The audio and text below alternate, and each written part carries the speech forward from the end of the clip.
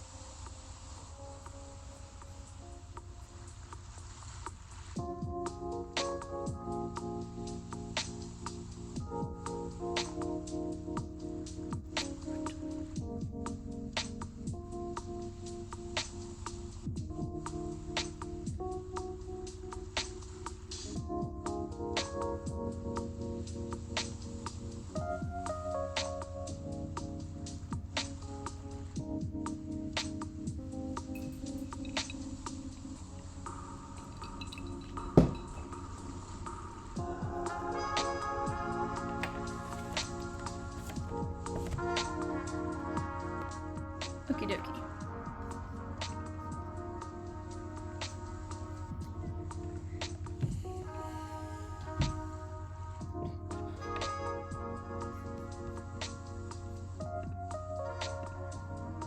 Hello everyone, happy Saturday. We are doing a portrait today. Let me turn the volume down just a little bit.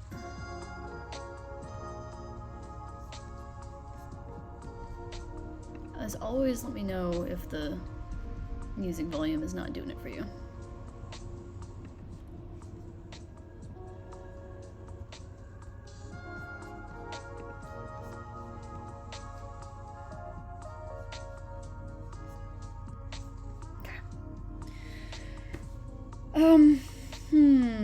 So, step one, I'm gonna mask off a few areas that I want to keep white before I get started on this. I've just been putting some finishing touches on the pencils.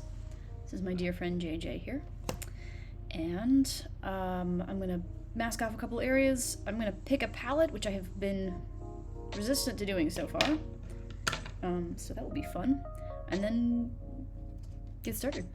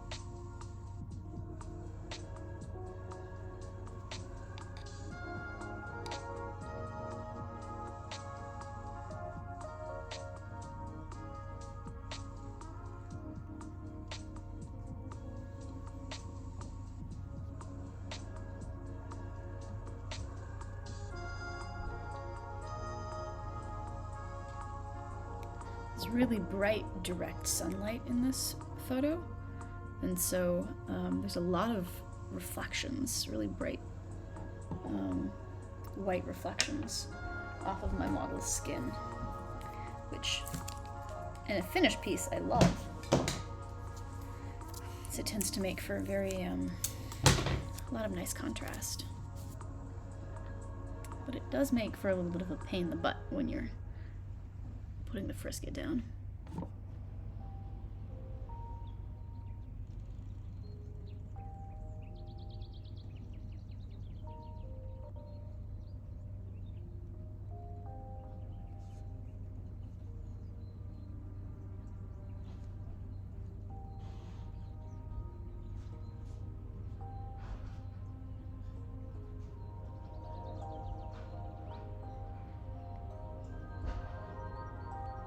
To show the glitter on the line of the eyelid, just on the water line, instead of doing a single line, I'm actually using teeny itty bitty dots with a few of them connected, and I found that that can create a more natural looking waterline than if I were to leave a strong white line.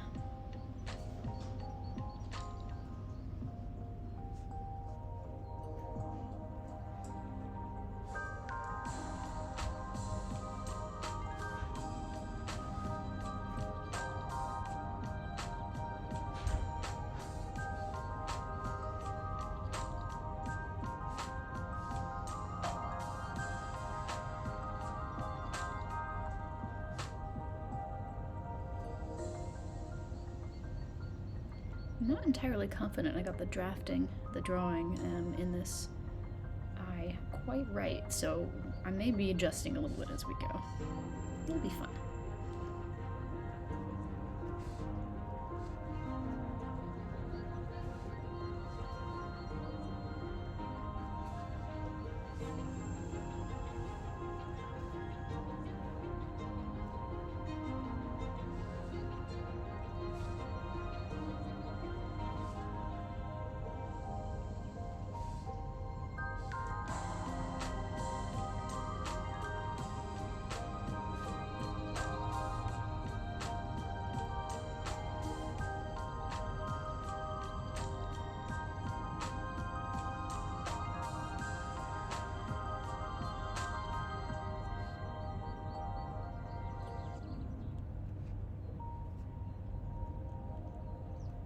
Right now I'm using this little puddle right here of Frisket because it has a it's kind of, it has a high viscosity. It's a little thick, and so if I want to get fine shapes, I find that I generally need to drop off a little bit somewhere else before I try to put it right on the paper, otherwise I get big globs.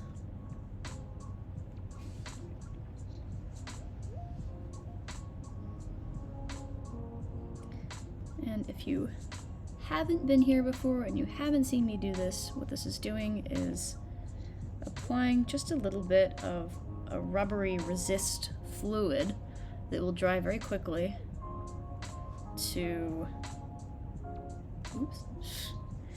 the paper, and that will keep the paper white underneath. So with watercolor you can't really paint your whites back in unless you're using gouache or some kind of opaque paint, which I don't intend on doing. So it means you gotta save your white spots right from the get-go. No pressure or anything.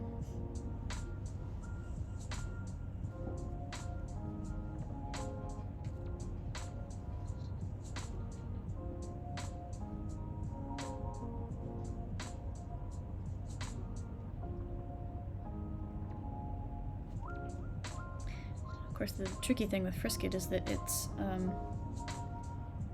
really hard to see. It's got a very faint yellow tint to it, but for the most part, it's kind of tough to see where you've actually put it, see where your lines are.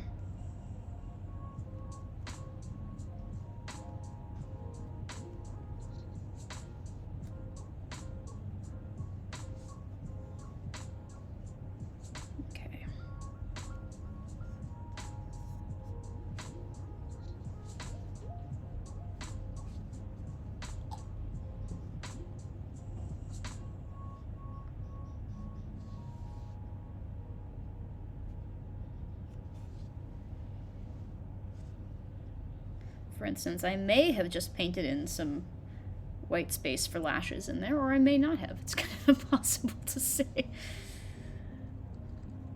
Generally better to add a little bit more than you think you need than to not have enough. Simply because you cannot go back, unless you have a time machine, you cannot go back and make more white space after you've painted over it.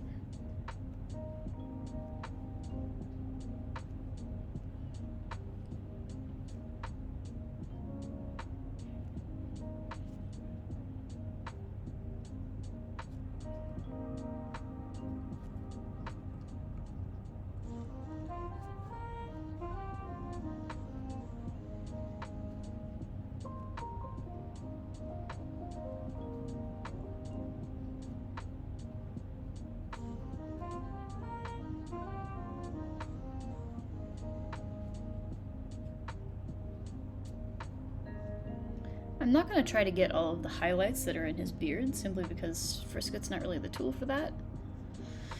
Because that would take a very long time. So I'll be using a different technique in order to get those white highlights.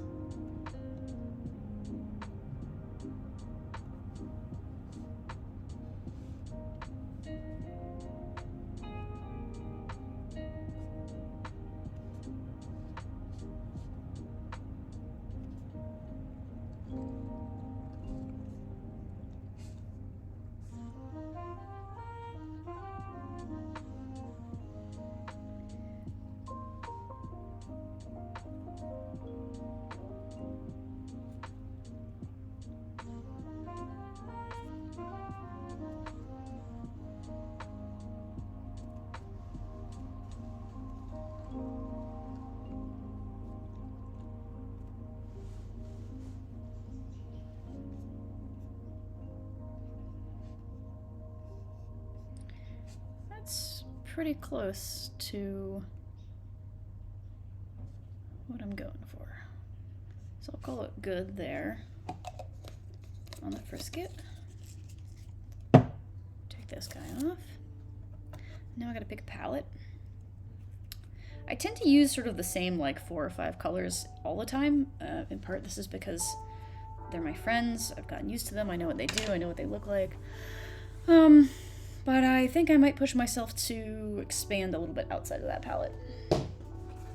We'll see.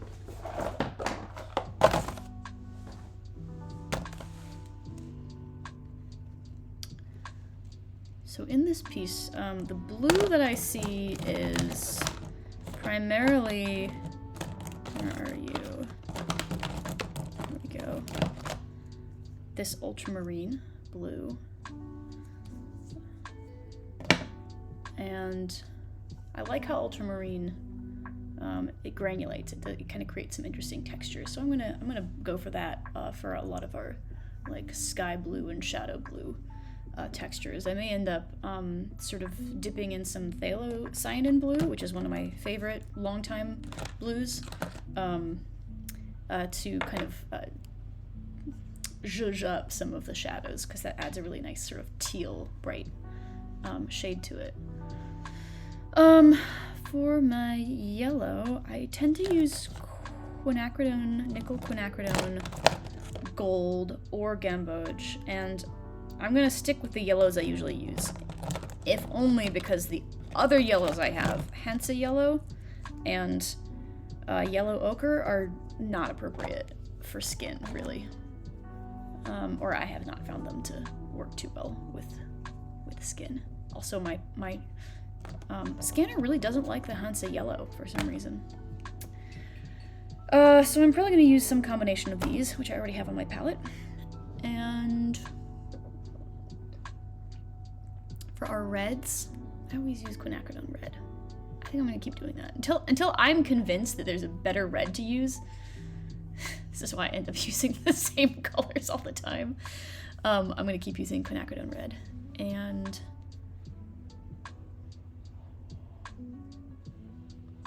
then probably either Quin Rust or Sepia. Maybe Burnt Sienna. That could be fun.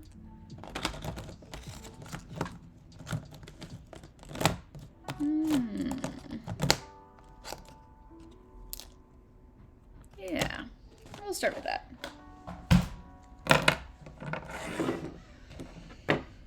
Okay.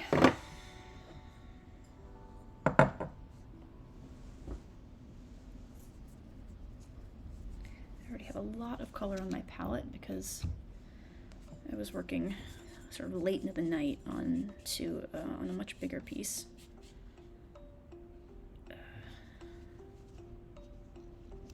But I guess one of the high points about using mostly the same colors is that I don't have to like wash out my palette or use different palettes that often.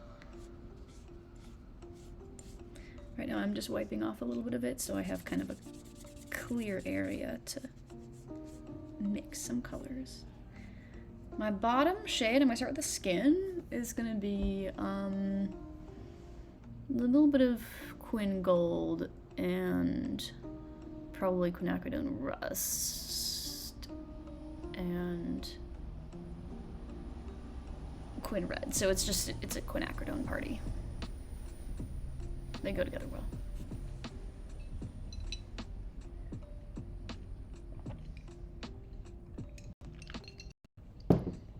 And then over on this side of the temple, we have blue light coming in from over here. So there's warm light coming this way, very direct sunlight causing those white highlights. And then there is like shadowed and bounced blue light that's coming back this way. So one of the reasons I really like this reference photo is because of that interplay between the cool and the warm. So I'm going to play that up a little bit when I paint my friend here.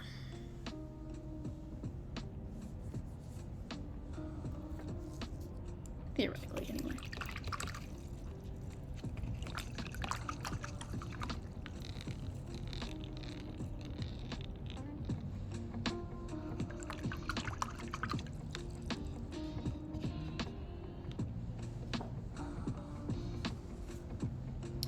As always, if you got questions or rando facts or want to talk about your day or whatever, throw it in the chat.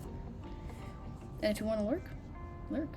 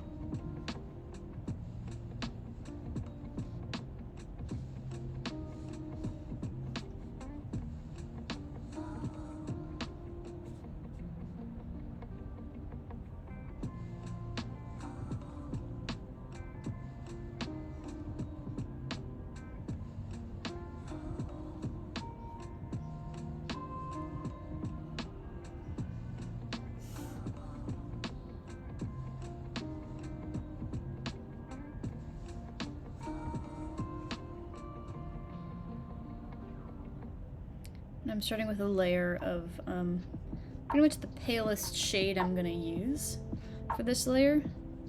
And then I'll deepen this shade by dropping in color here and there. And I don't have to worry about losing the white highlights because I masked them off. I'm only going down to just where we overlap with beard right here, because the beard is going to be much darker with some white highlight in it, so I don't want to actually paint over that area.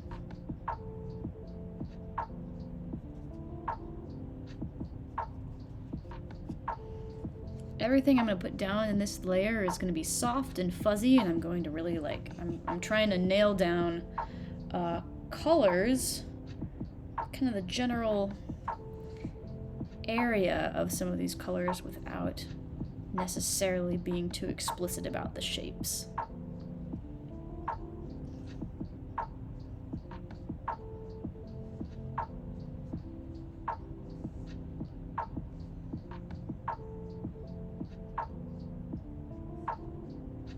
So anywhere I see like a lot of strong gold light in his face, putting a little bit there.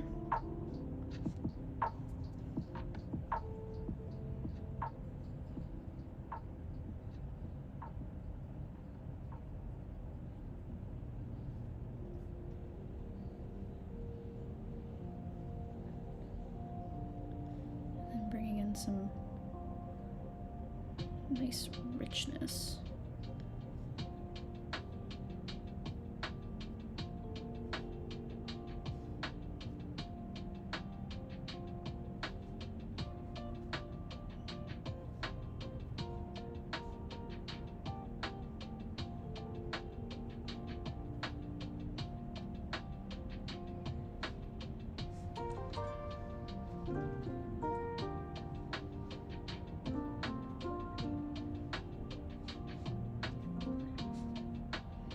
I'm not even worrying about the cool side of the face quite yet. We're gonna get to that in just a moment.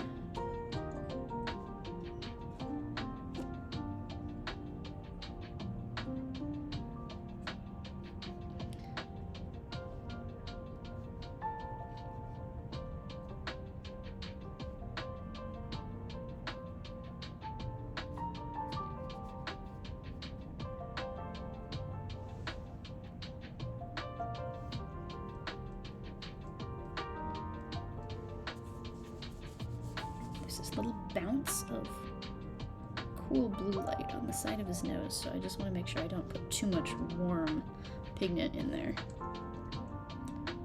Otherwise it'll end up kind of muddy instead of interesting.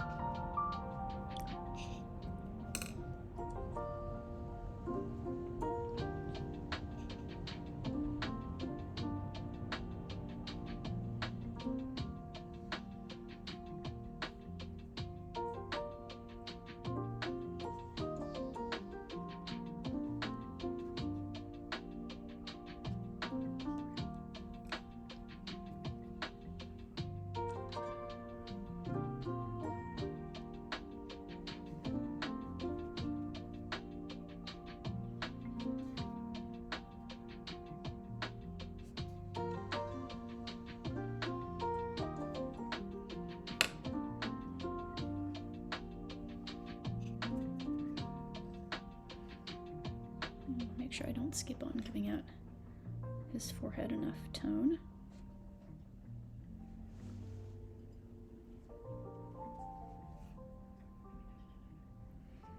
There we go.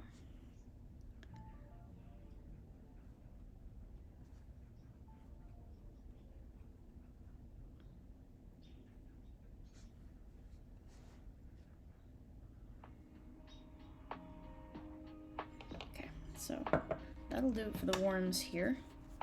And then I'm gonna pick up a little bit in a couple places so that we have our highlights.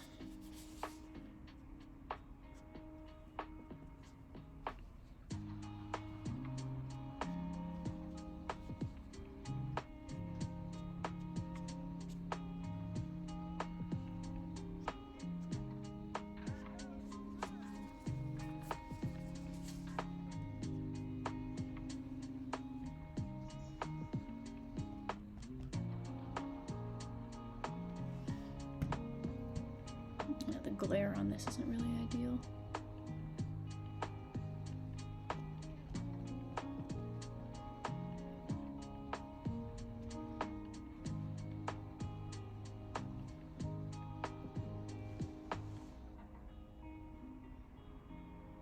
Okay, so my first thought was that I was going to try to do like a constant gradient for my first layer and try to meld both the warm and the cool areas, but I think just to avoid getting too much color crossover, I'm probably gonna let this dry before I move on to that.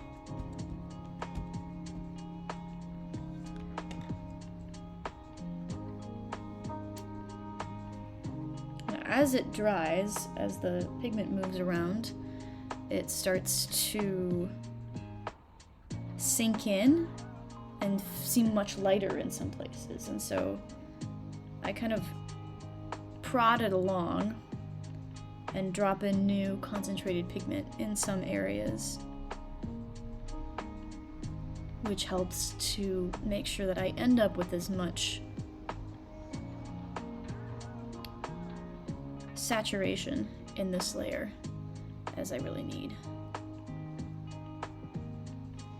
Or at least approaching the amount of saturation that I need.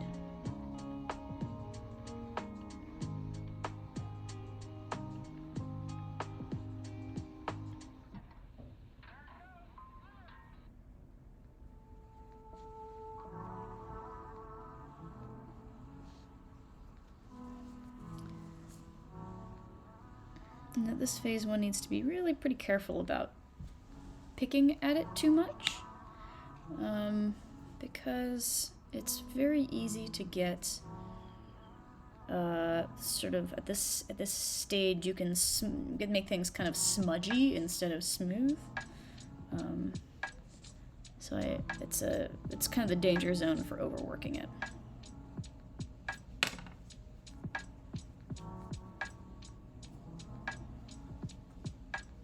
No pressure or anything. It's just like you have to do just the right amount. Like not too much, but like not too little either.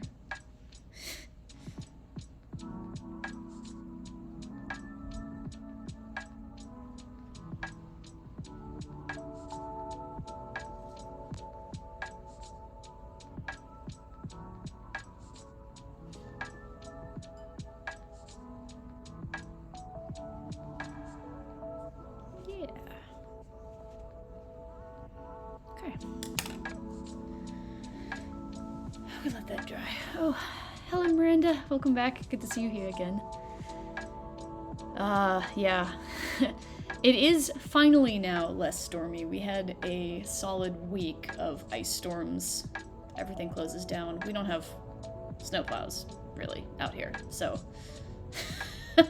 when it snows, like once or twice a year it does, things kind of shut down. So I spent the last week in my house, but to be fair, I probably would have done that anyway. So, no complaints. But it is clear today, which is nice. I saw sun for the first time in a while this morning.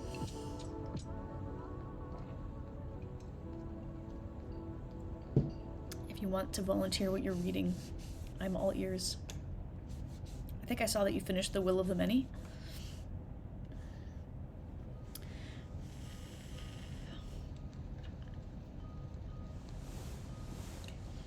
This border is just starting to be not quite. It's not quite dry enough actually for me to get in here yet. So I'm going to shift gears and I'm gonna put down a base layer for the jacket.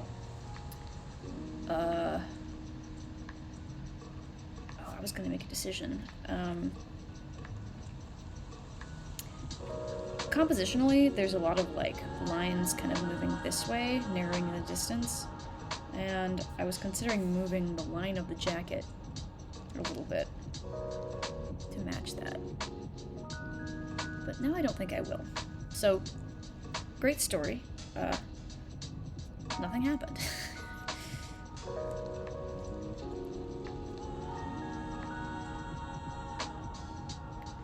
But I'm going to take a moment here to just make sure that I have more or less my lines in the right place. So you can't really undo it once you paint it.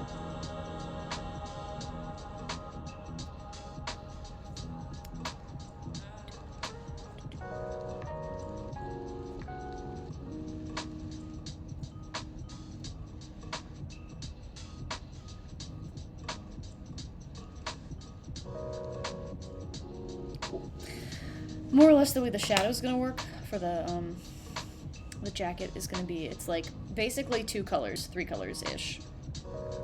Gray gradient, and then there's some darker gray up here, and then there's the shadow that lies on top of it. So I'm gonna try to get this base gray gradient down. And because this is watercolor and I get to make stuff up, it doesn't just have to be gray. It can be what the color really is, which is a lot of different colors from the surrounding area are kind of bouncing off, and so there's warmer areas in it, and there's a little bit of cooler zones, and there's half of it is kind of bluer on this side, and it's sort of more yellow on this side. So even though it's gray, I'm still going to try to respect the actual subtlety in the color that's coming from real life. Miranda says, I did finish The Will of the Many, and I'm almost done with an advanced copy of Those Beyond the Wall. Nice. Amazing sequel to The Space Between Worlds, which I think I have heard of. We like an amazing multiverse story. Although sometimes I get the same panic that I used to get when I tried to read Choose Your Own Adventure stories. This feels like some combination of choice paralysis and the horrifying realization of just how big things are.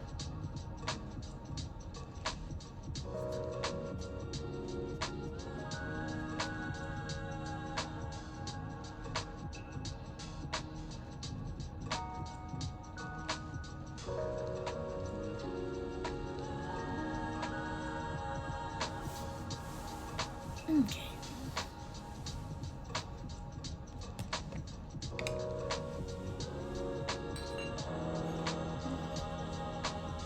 Ooh, I get to use my new little palette cups. BRB.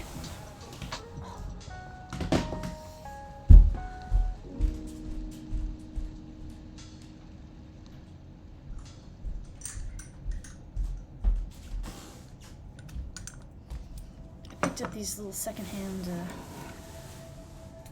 cups from a sort of like a liquidation store,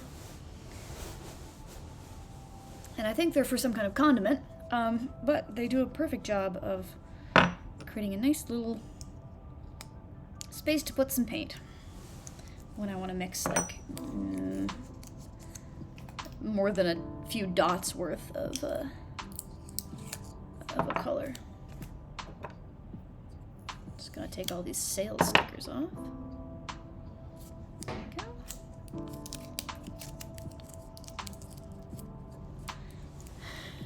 They are cute, aren't they? They do kind of look like soy sauce cups. I think you could put pretty much any condiment you wanted in here. Condiment of choice today is gray paint. Please do not consume.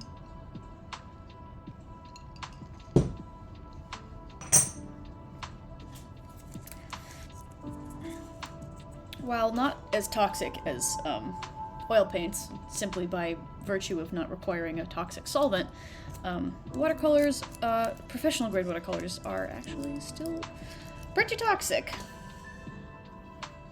So I try not to drink them as a general rule.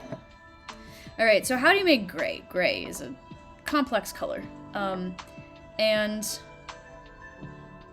it kind of involves picking the right shade or the right pigment of several different shades, because not all blues mix with all reds the same way, and not all yellows mixed with all blues the same way. So you end up with really very different colors depending on what pigment you pick. So I'm going to start off with ultramarine blue because I know I'm going to want, there's a lot of that in the sky already. Wow, yeah, it's so blue. Oh wow, such blue. Like that. And then I'm going to mix in some Quinn Gold. And we're going to get a grayish greenish color.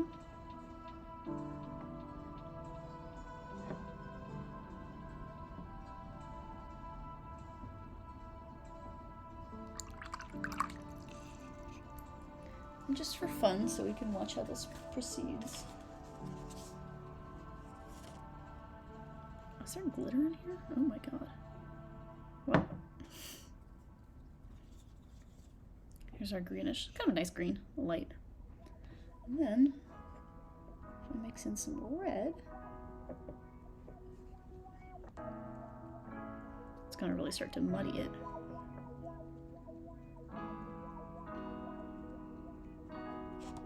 Now we're starting to get closer towards a gray shade, but it still needs to be a little bit more yellow.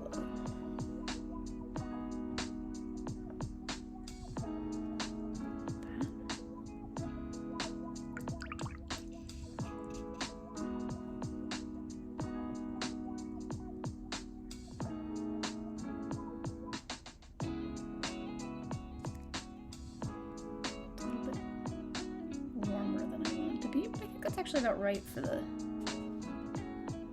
left side of the jacket. So we'll start by putting this down, and I'm just going to do the whole jam right there.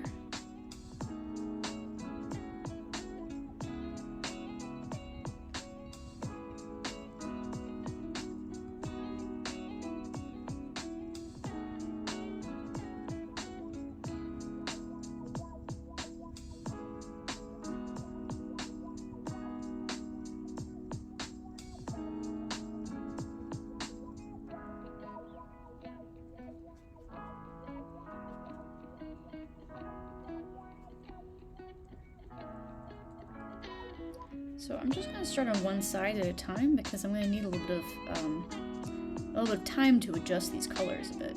You know what? I really meant to leave some texture there, and I didn't.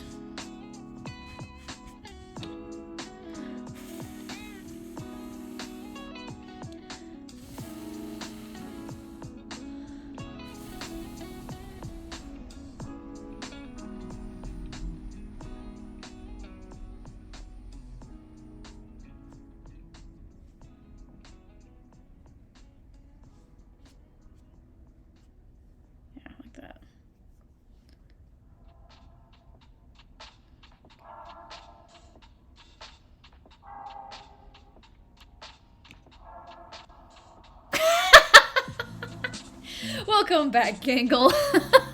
Gangle says, I'm glad I made it in time for the 50 Shades of Grey segment of the stream. Yep, that's it. That's exactly what we're doing here. Thank you for coming to my 50 Shades of Grey stream. I should start publicizing it like that, shouldn't I? So I'm mixing in a little bit of yellow because some shades of grey are more yellow.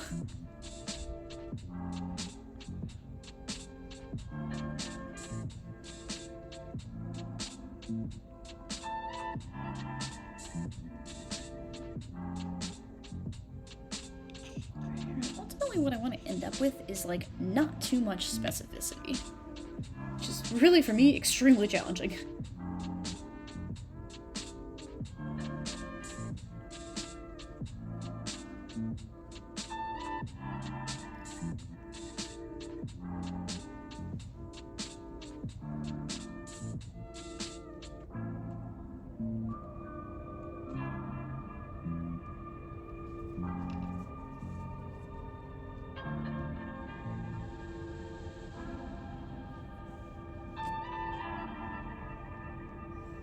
I'm not trying to paint the shadows yet, because that's going to come in a later layer.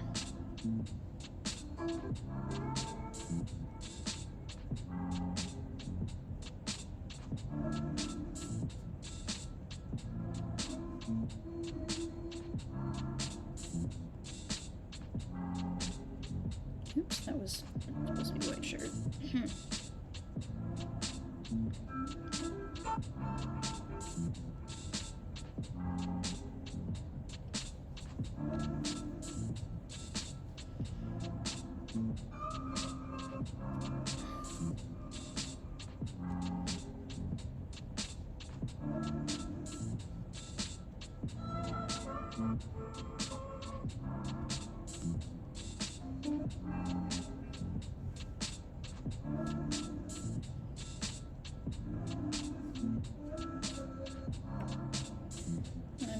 Loosening up my strokes a lot as I come this way, because I can. Because this isn't an important detail, and it's an area that I can leave loose. And probably should leave loose, too.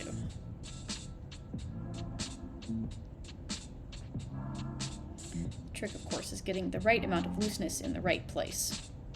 Which, if you ask me, doesn't really feel like being loose, does it? It just feels like being right. Yikes.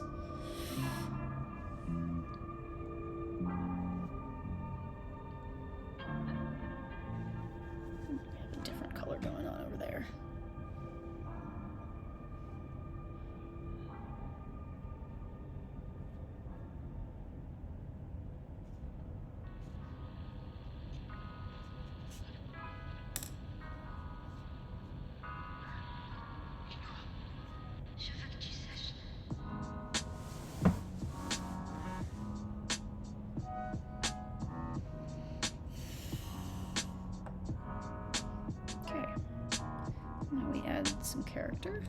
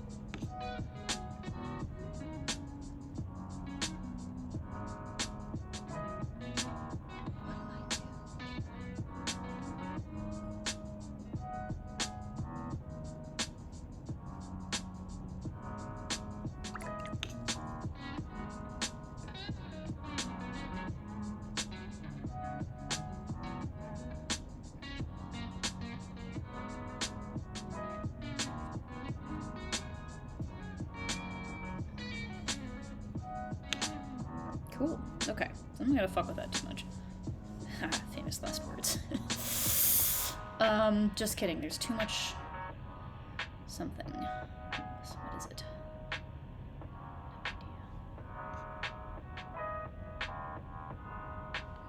A little bit more blue in this side.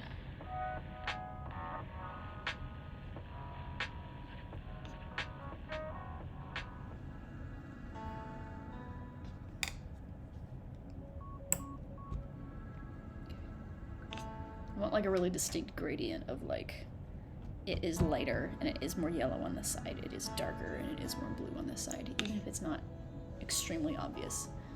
It's the kind of thing that's like it's not that obvious in the photo, but like you kind of your brain notices it in real life. Okay, so now I'm going to try to get the other side of his head.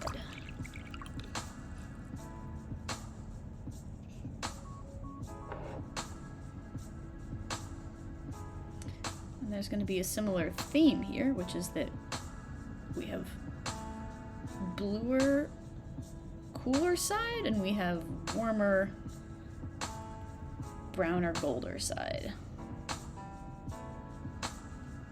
And the trick is to get them to play nice with each other.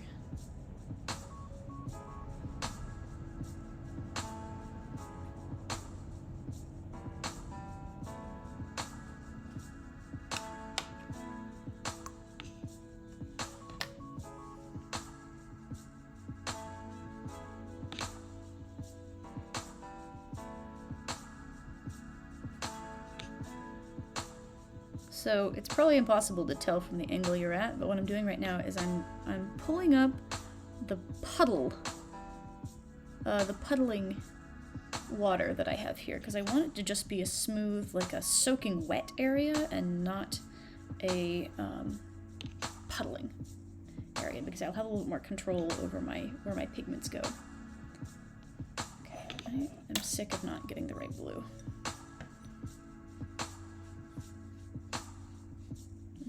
Every single blue at once. I want one blue, thank you.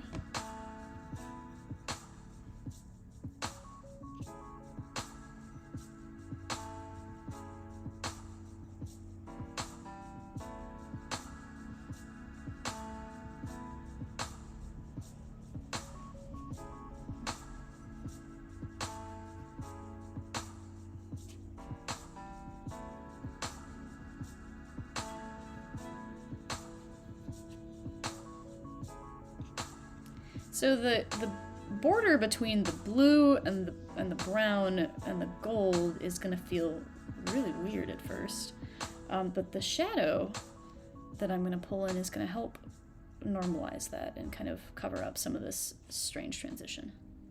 Ideally, hopefully. We'll see.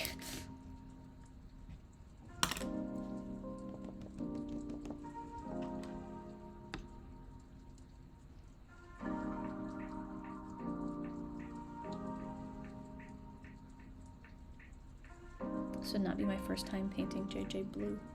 The other portrait I did of him is one that had the reference photo had really cool lighting, literally cool. It was like very bright blue light,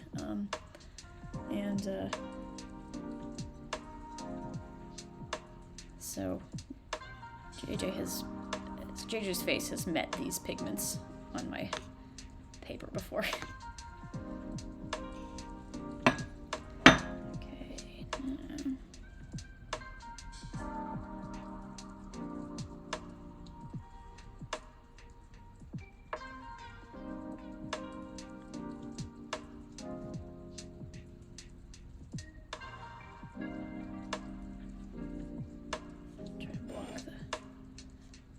So that you can still see what's going on here.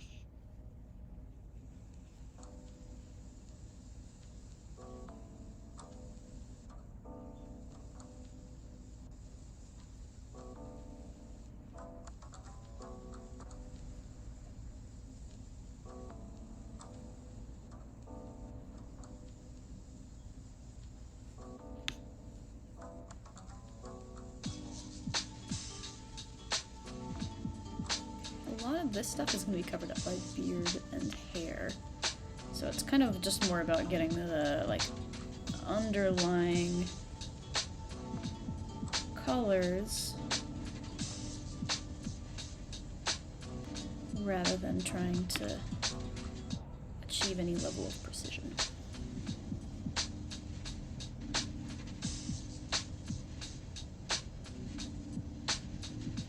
But I gotta stop messing with it. Okay.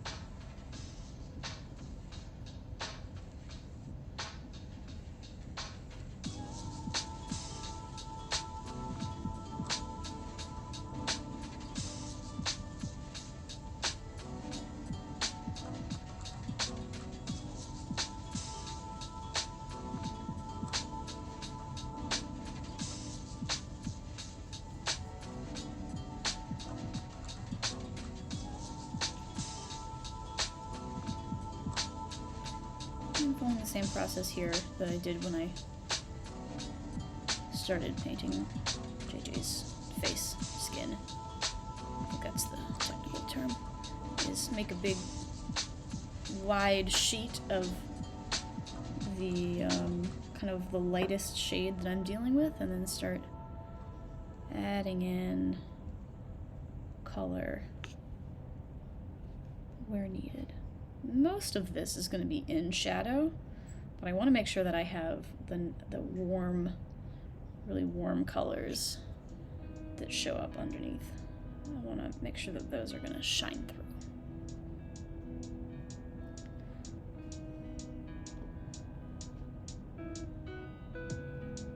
So even though it doesn't look like my man has a big red streak over here, it ideally won't really look like a red streak at the end. It's going to look like there's a warm glow to his skin.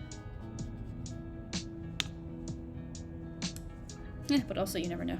Sometimes weird stuff happens. Okay,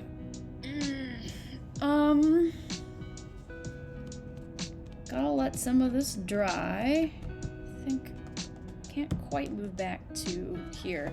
We're gonna take a quick break. I'm gonna pop this over next to my heater so that it dries off quickly. If you need to grab a pee break or a drink or whatever, now's a good time to do it.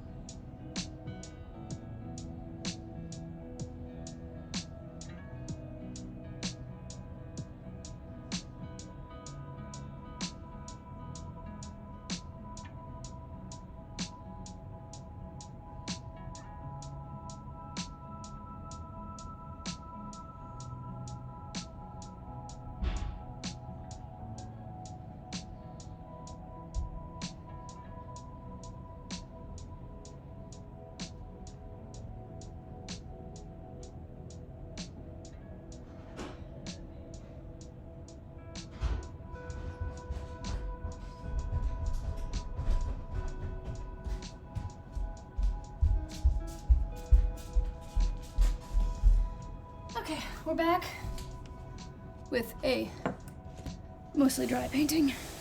I got some nice textures and colors going on down here, so I think maybe that worked the way that I wanted it to.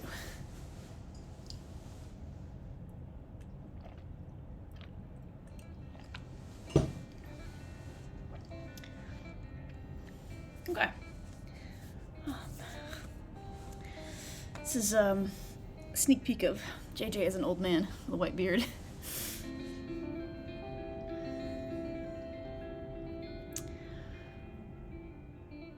I'm an hour in, and I am going to start putting in shadows. And I think I'm going to start working on his eyes first. I often don't. I tend to kind of leave the eyes and the eyebrows for the last, in part because I have no idea. It's very suspenseful.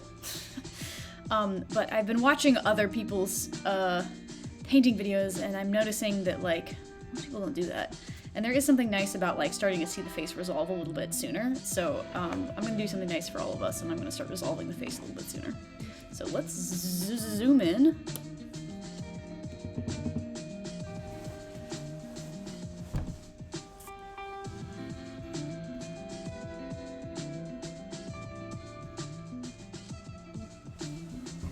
And I'm going to take off all of my frisket because it has done its job.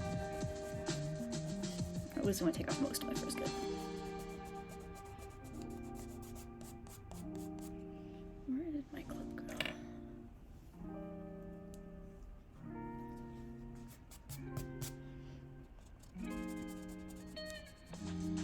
Let's see, I'm going to leave it on the lips for now.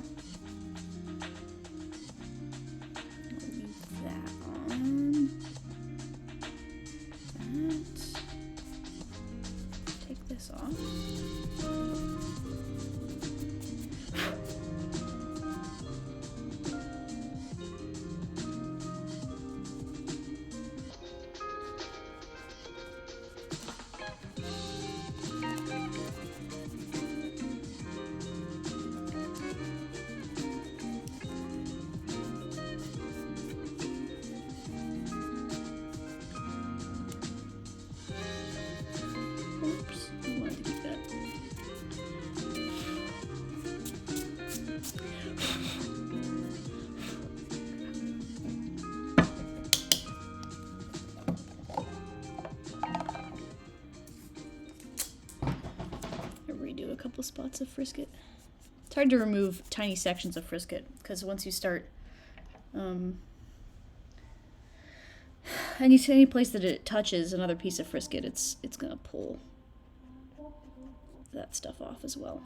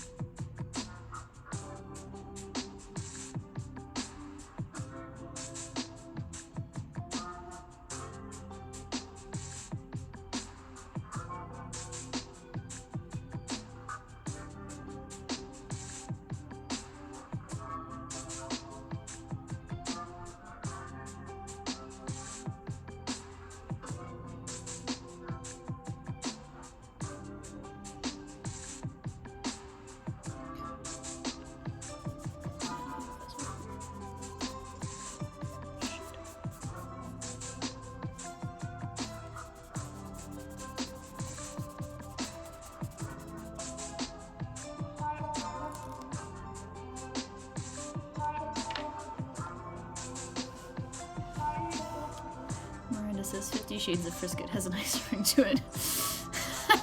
It's a spin-off. You know, I think 50 Shades of Grey, I'm pretty sure, got its start as Twilight fanfiction, so I feel like it's really only appropriate that I write like a completely non-sexualized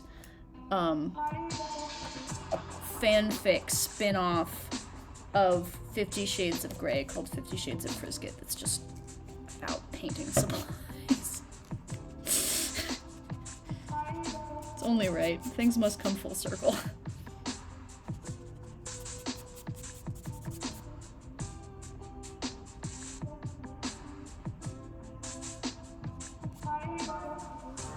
Cool. Alright. I think I got that about where I want it to be. Famous last words. Painting AU is the new coffee shop AU. No, but for real. We love a painting AU.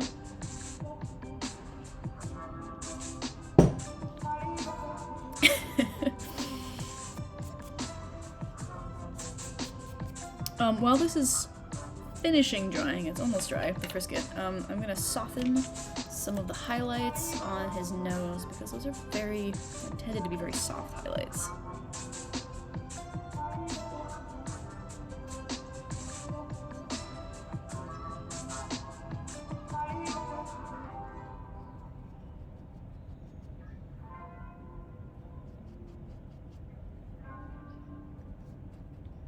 So this softens the hard edges on these spots that don't really need to have hard edges.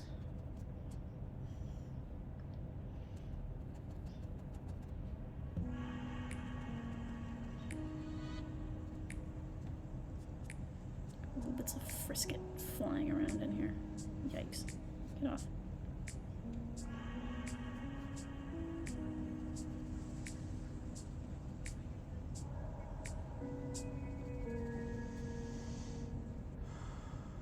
Yeah. And same here. This doesn't need to have a hard edge.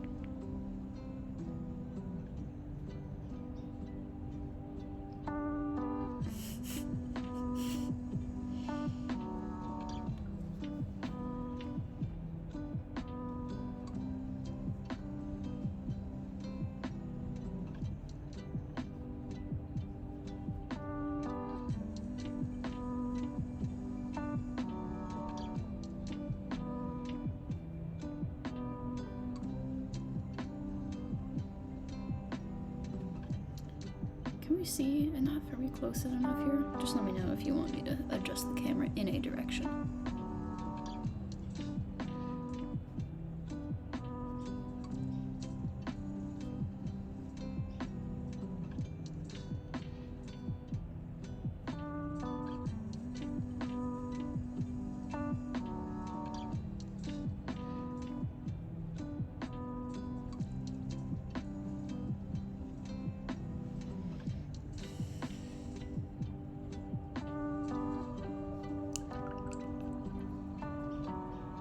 Nope.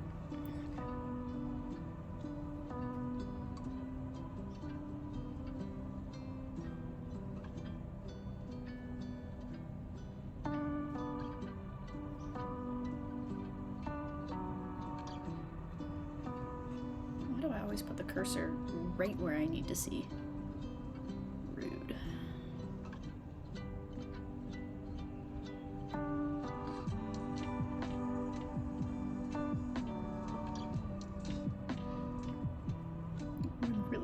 excited to paint this shadow.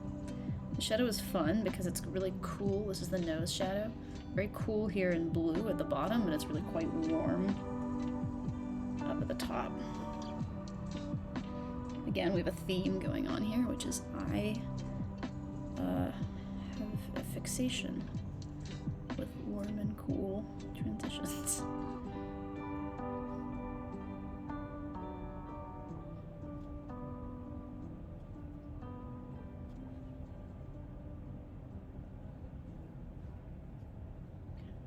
And I'm gonna pick up some nice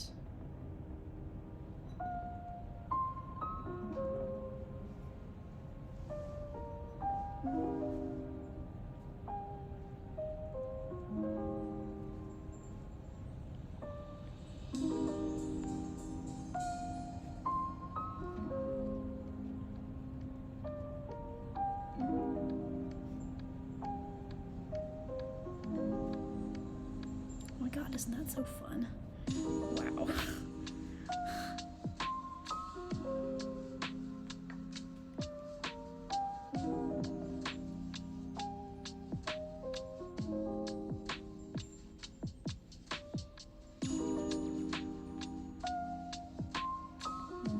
The shadow gets warm back over here. To the point where it's very, very red right at the tip of his nose.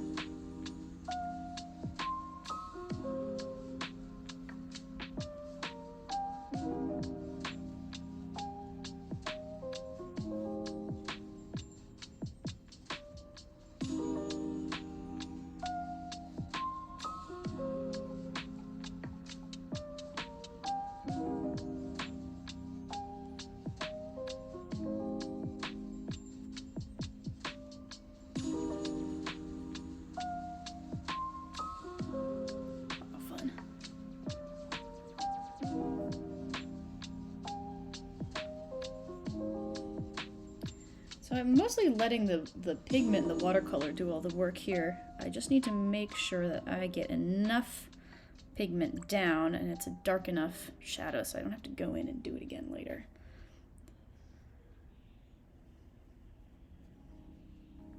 And I'm pushing some of the blue up a little bit more.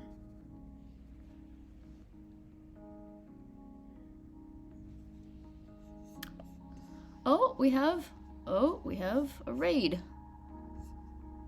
Hello, Sweaty Smetty and Party of 10. Welcome. Good to see you all. Oh, it's a sweaty raid.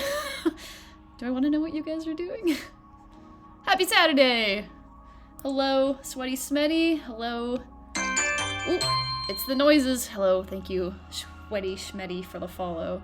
And Shmovie, hello.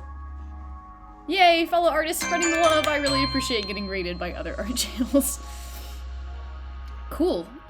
What was this, what kind of art do you do? I'm assuming it's Sweaty Schmetty is the artist in question.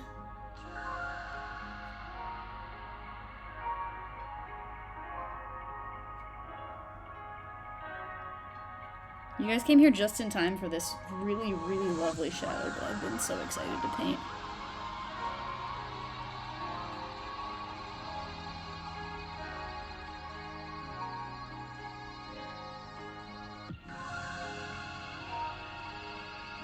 Pencil, paper, and portraits. Oh, cool. Fellow portrait? I salute you. Fellow portrait artist, I should say.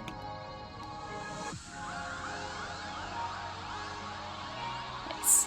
Thank you. Okay. Okay, before that starts to dry, I gotta get my last couple colors in here.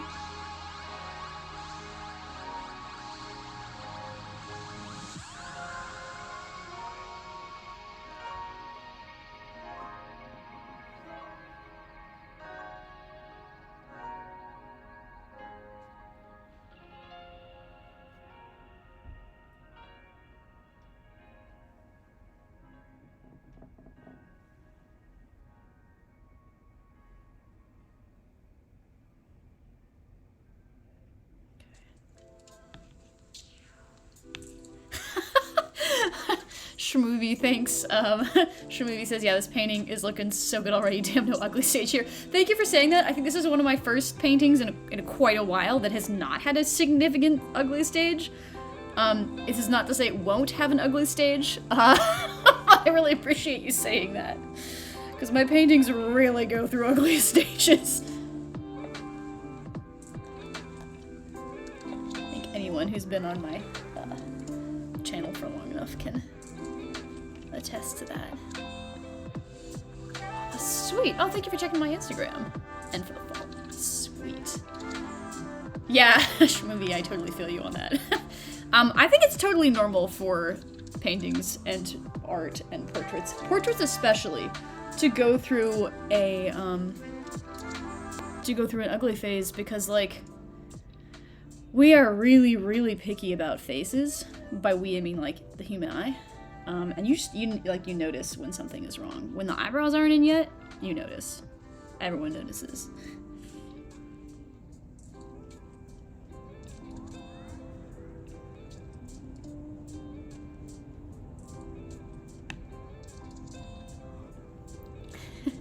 TT Mega Doodoo says, I'm still in mine. Yeah, we're all figuring out our ugly face.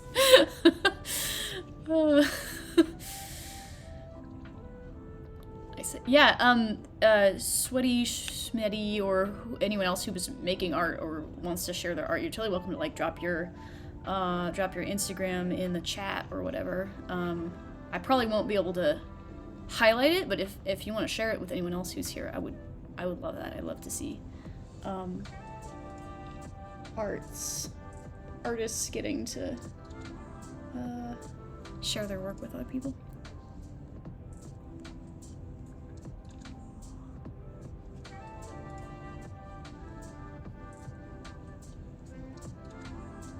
Ooh, man. I almost painted over that eye highlight. Wow.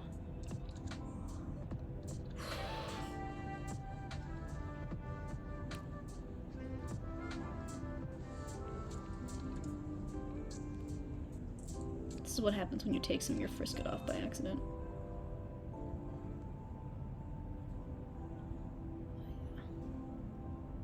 Sweet.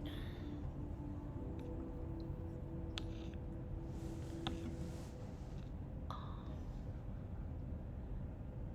I gotta check up. Okay.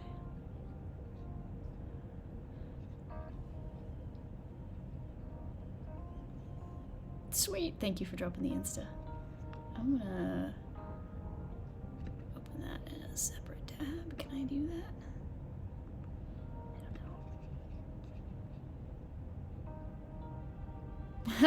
I don't know. Thank you. I did go to school. It's true. I am educated. I did not go to art school. No. I went to school for biology, and then I became a software engineer. And then I rage quit being a software engineer. And now I'm doing this. But I grew up making art.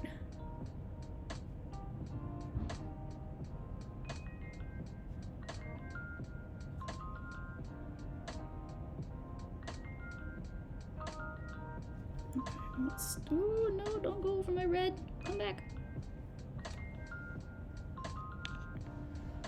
Sweet. Okay. Yes, more than one person, I think, in this, in the chat literally grew up with me, so can confirm.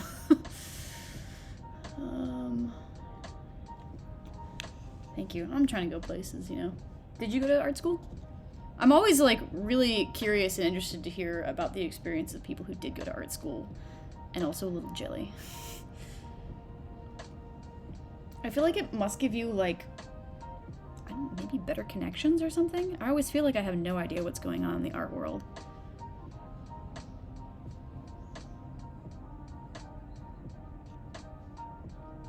Okay, I'm gonna move the other eye before I overdo this. Just kidding.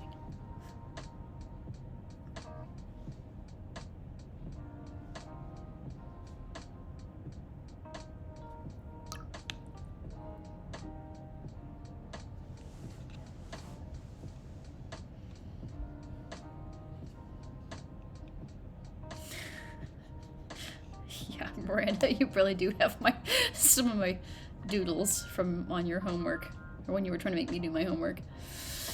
Schmovie, yeah, does studying graphic design and illustration mean you went to art school? No, I think that means that you went to, like, art school for people who want to be able to support themselves. Yeah. I think it's a very reasonable,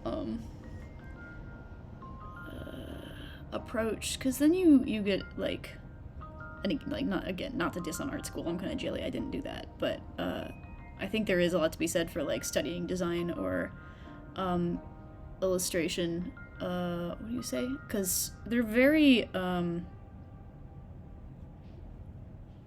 what's the word I'm looking for? Not applicable. They're very useful.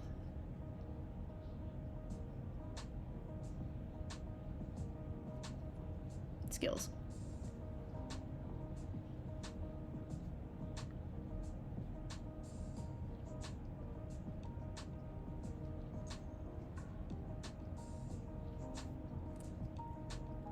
Ah, sorry to hear that. Yeah, Shmuvi says, I can tell from experience that's a myth. I assume you mean that they're, like, I don't know, employable, maybe? I have heard from friends who've studied graphic design, etc., that it's, like, the job market is miserable. So, I respect that. Well, if it makes you feel any better, I don't earn a lot doing this either.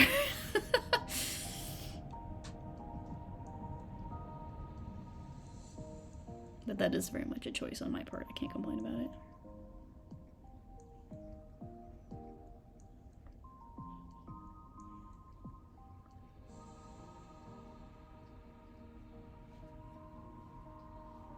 Time to get out the itty bitty brush.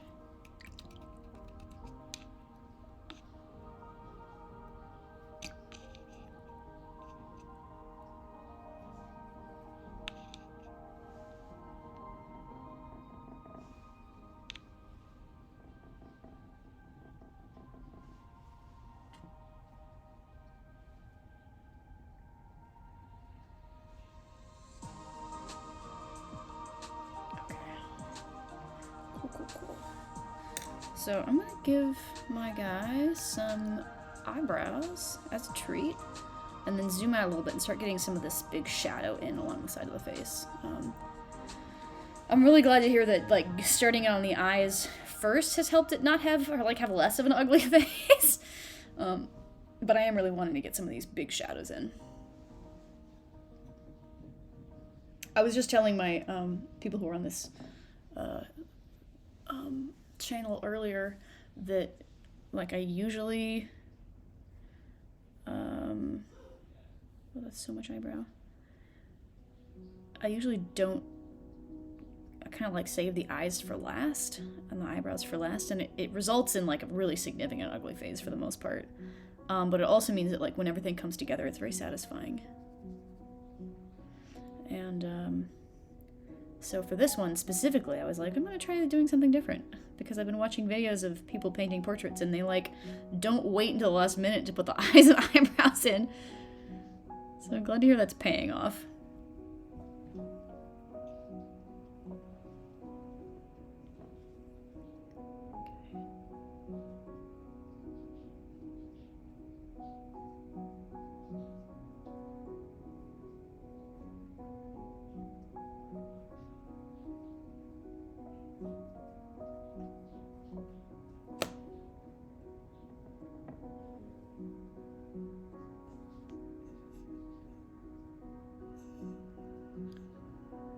Movie says, I still illustrate though, just could never make websites and packaging. Oh man, I guess that is the shit you get hired for.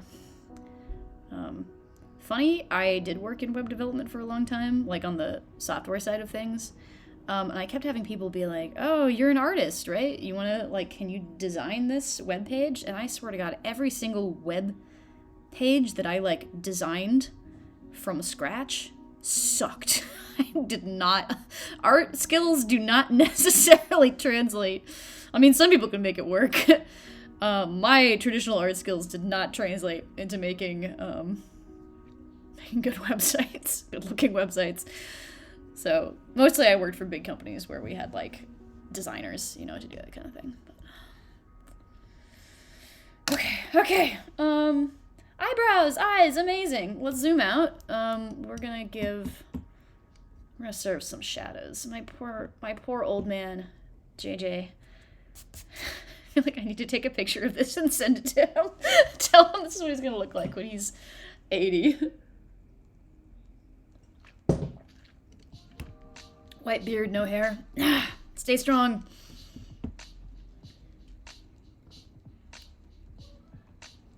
This is a little bit of an ugly face.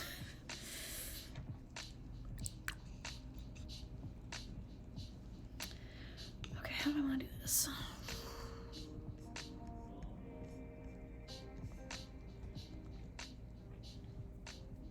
Kind of wish I'd done a value study of this one beforehand. But now I just have to like cross my eyes and stare at the screen like an idiot.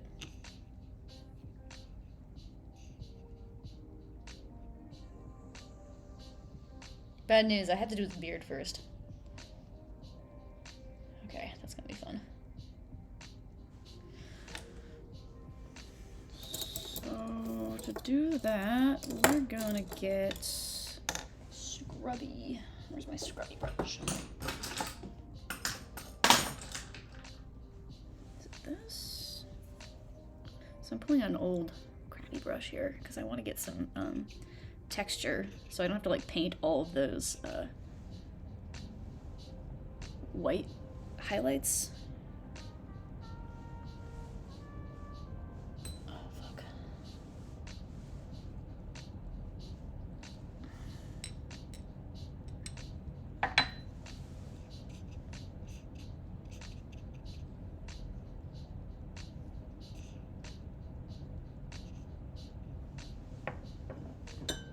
Let's do it like this.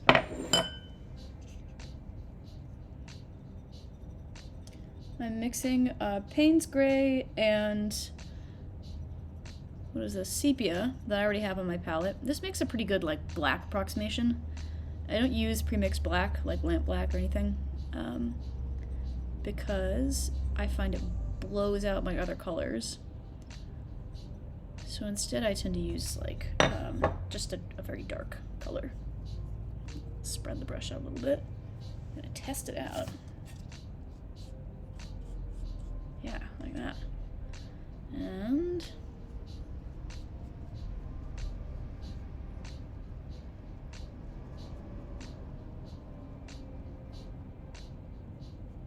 this is going to serve as a base layer of texture, not as like the final beard.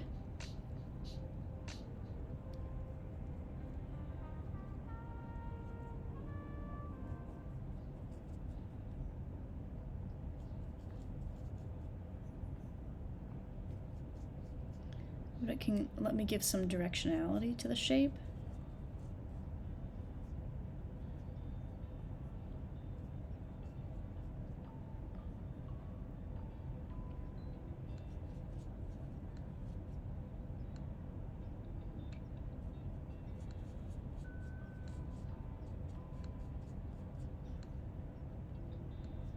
I'm not gonna bother with his mustache yet, so he's gonna have that like chin strap beard look for a little bit.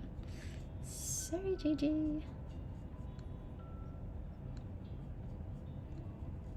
Okay, so I got my scrubby brush in there, and then I'm gonna pick up a rigger brush, which is really thin and fine. I'm gonna pick up some of the same texture, and then I'm gonna kind of add a little bit of one. It's gonna kind of drop in dots of color, which will expand out into these already damp zones, and that's going to kind of give a little bit more of the like sort of randomness feel, hopefully, to the beard, so it will feel less like it's just kind of like it's like scrubby textured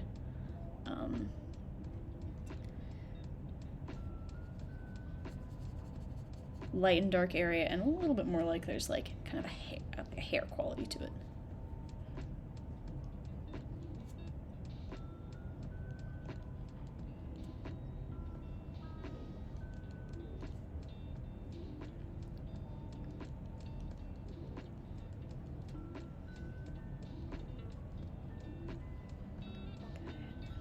over here I don't really even need any more highlights. I can just...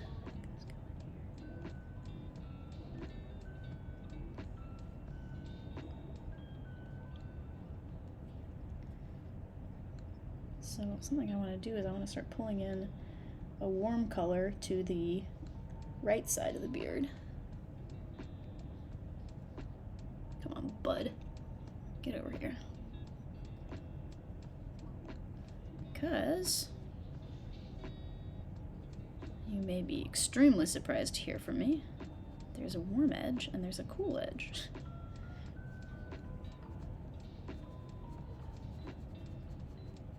Kind of like drawing beards. They end up usually either going like extremely well by accident or extremely poorly. You never know what you're gonna get.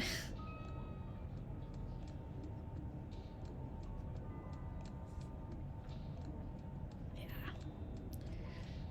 Man. Ooh, yeah. Okay, you guys want an ugly phase. We're going for it.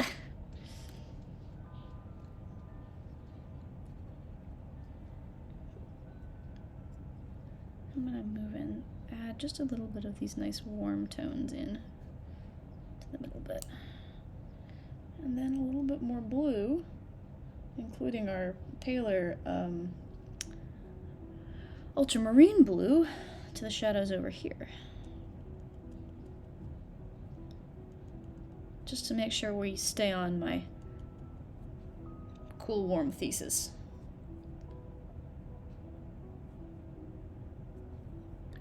Alright, so this beard is gonna get like significantly edited as I go. It's a lot of those white spots are gonna like chill out or disappear.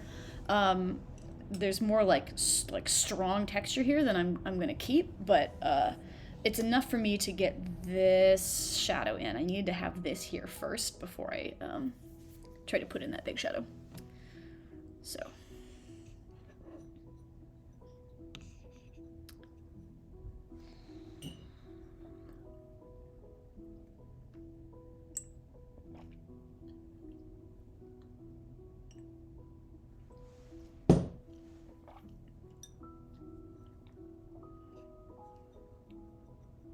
I think I'm gonna try to do most of his hair in like just one big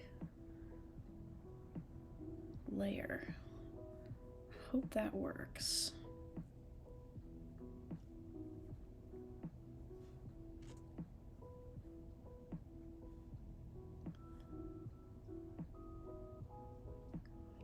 Nice.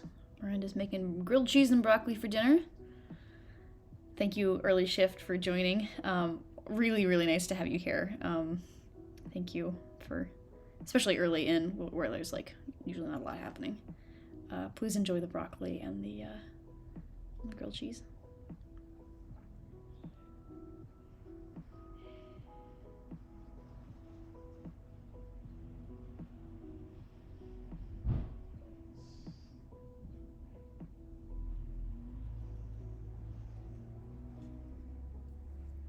Isn't it just amazing to have hair on your head?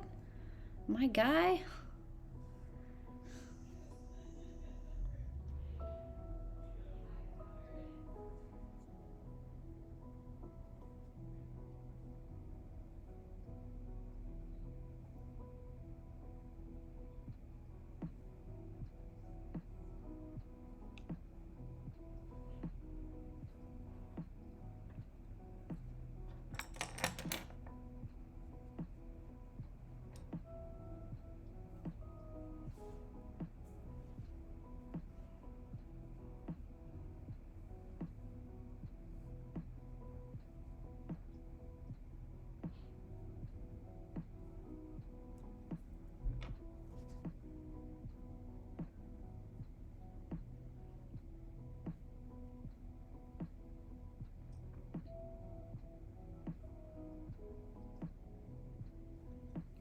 Grab a smaller brush to get this section.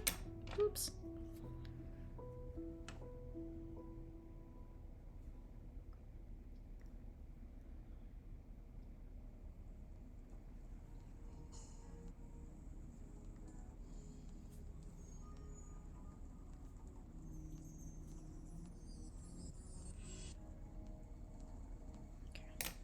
like that. And then I do not want this top part to dry until I'm done, so I'm gonna lightly mist the area. Because I have a lot more color I need to drop into that, but I gotta deal with all these fiddly little edges first.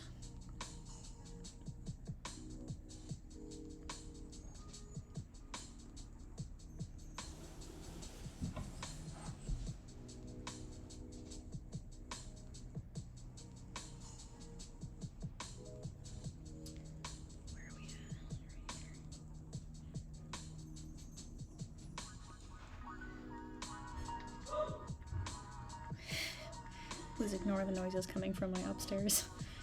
I had some friends upstairs who were watching Jurassic Park earlier, and the screams were starting to travel. Okay,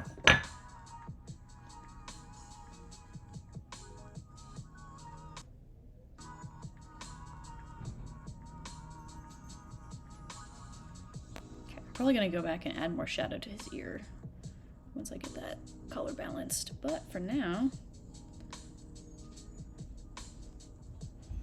just gonna blend that in here.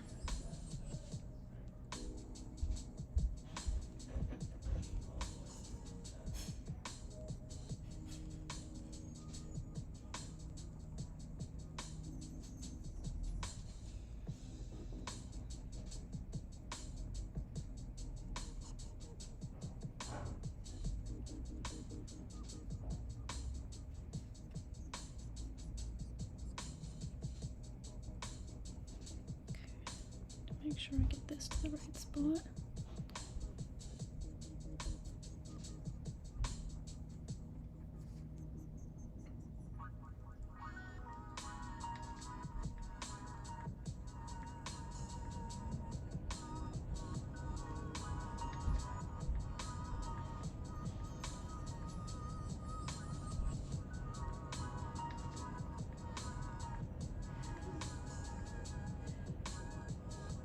So I'm using Payne's Gray and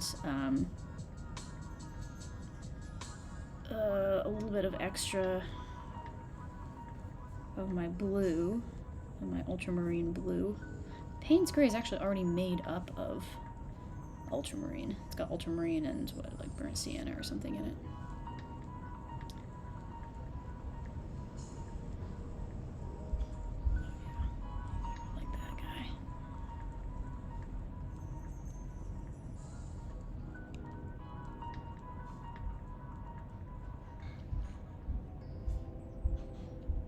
Yeah. Okay, I think that's like kind of the something.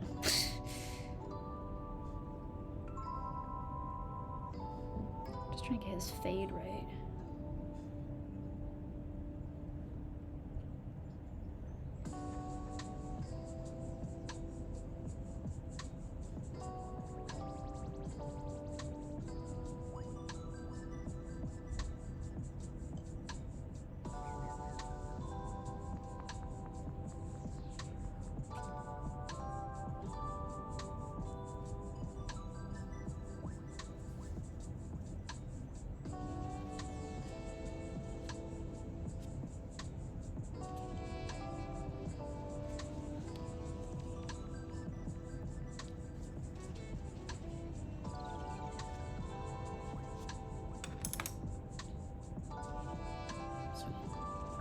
To not overdo that.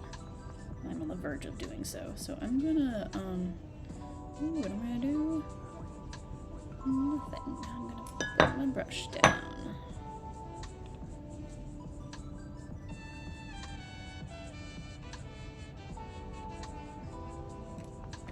I'm gonna pick up a smaller brush and I'm gonna dip very, very small amounts of pigment into just a couple of areas.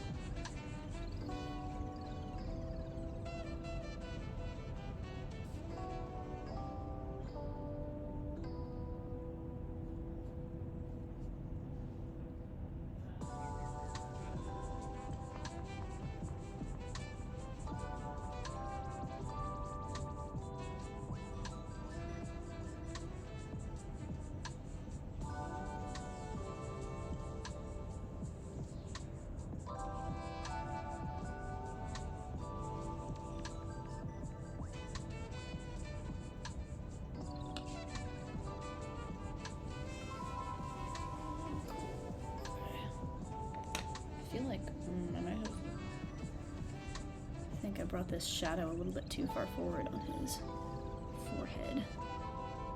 Maybe it's right aligned with the top of the... Oh, maybe it's fine.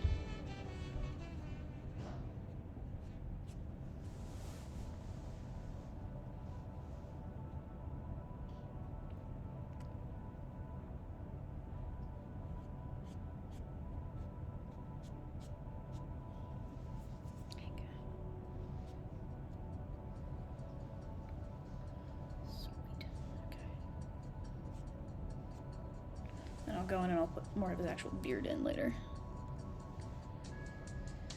Whew, okay, whew, sweaty. Gonna let this dry for a moment. Enter some text messages.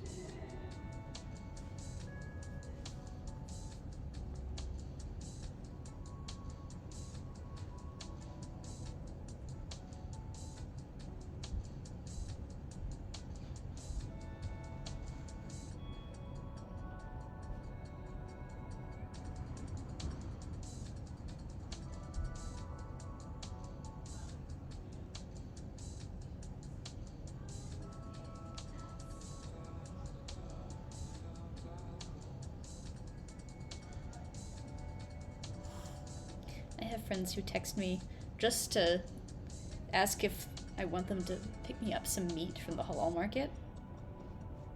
I think that's good. I love that from me. Just of all the text messages I could get today, do you want meat from the halal market? I'm living my life right. Did my background screen change? Yes, hi, Beep, welcome back. Good to see you again. Usually the screen is pointing in the other direction, but ever since I repaired it, I can now stand it in both directions. So I'm trying something new. If you like it, thanks for letting me know. Maybe I'll keep it. Okay. I think I'm gonna go back with my texture and fill in his mustache a little bit so I can stop feeling like I gave him a chin strap. Thank you. I am going for more abstract. It is like constantly my hope is to be moving in the abstract direction, and I am constantly adding fine little details that push it further and further away from being abstract. So it's nice to hear it's working in this case.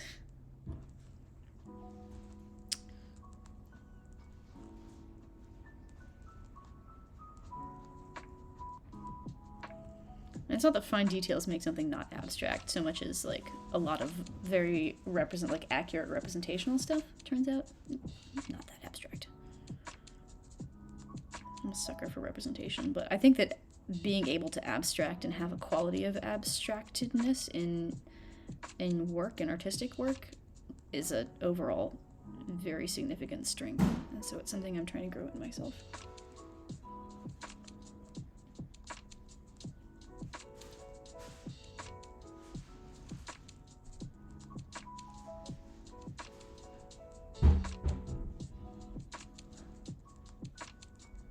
I'm hoping I don't lose that abstractedness as I complete the portrait. I've had multiple experiences where I've finished a portrait and then I've said, like, why didn't I just stop in the middle of that? A lot of my artistic process just has to do with getting myself to stop at the right point. And that's the purpose of these speed painting exercises, is if I don't spend more than about 3 hours on a portrait, it generally means that I spend less time trying to shove in unnecessary detail.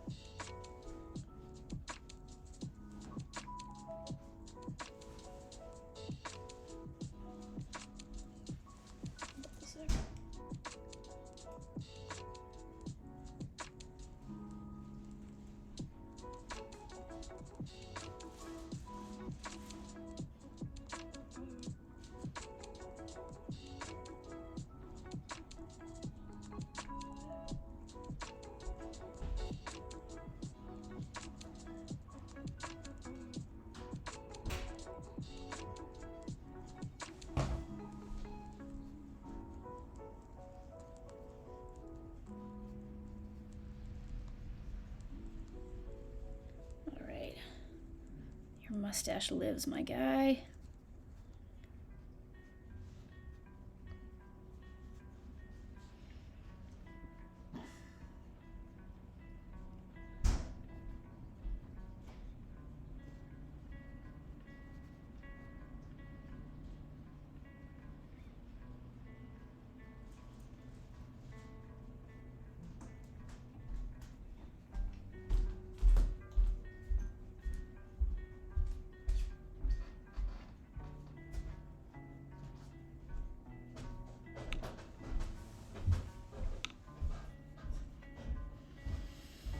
Cool.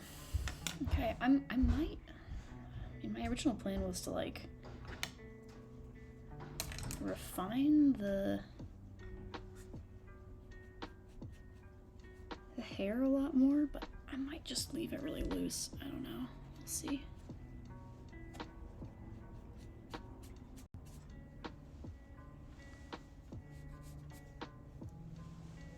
Oh, shoot.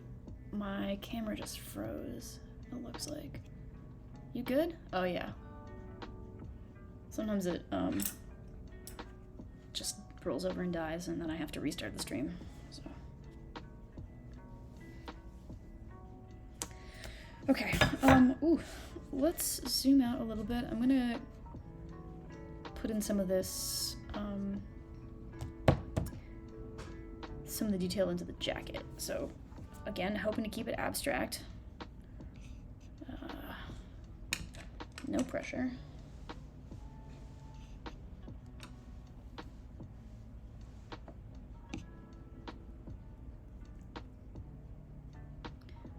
Gonna remix my gray.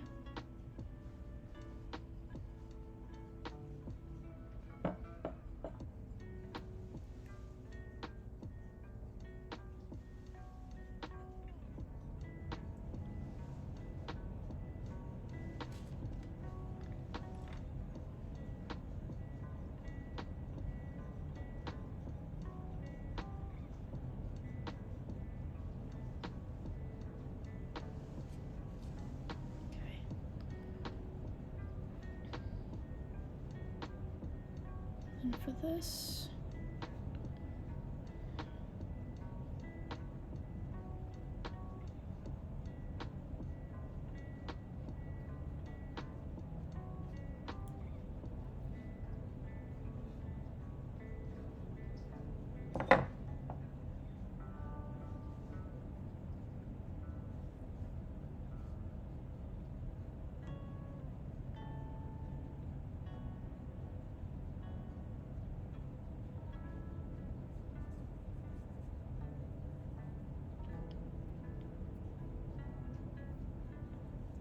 so close.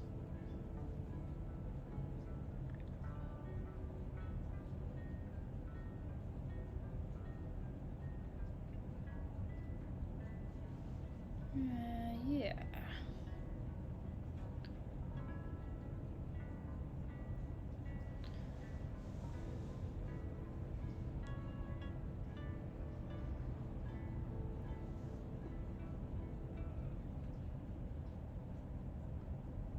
Huh?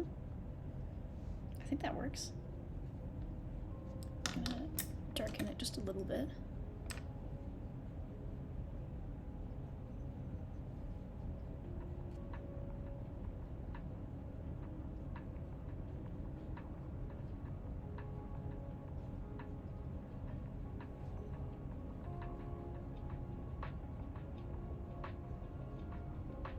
I like that spot.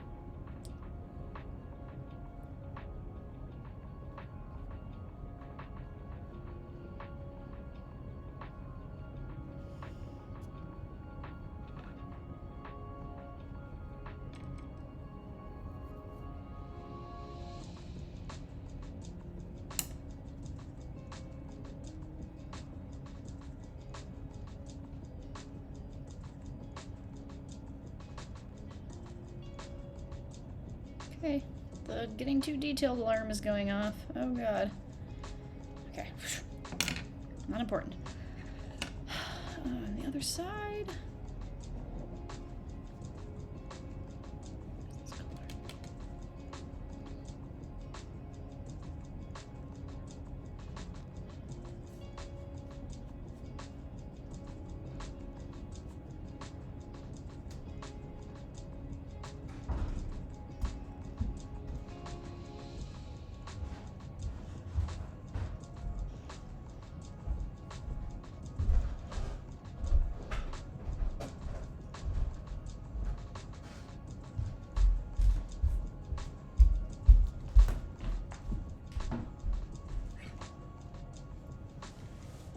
That's a jacket. Pretty sure that's a jacket. Let's put in some vague shadow. Like that.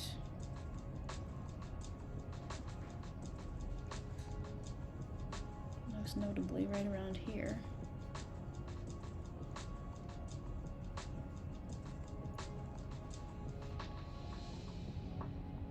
And I'm kind of more trying to get like the sense of shapes and the value, rather than trying to like replicate all the folds and the shadows in this. As much as I would like to do that, what I really just need to nail is the relative weight and value. And then like the vibes of the shapes. Whatever that means.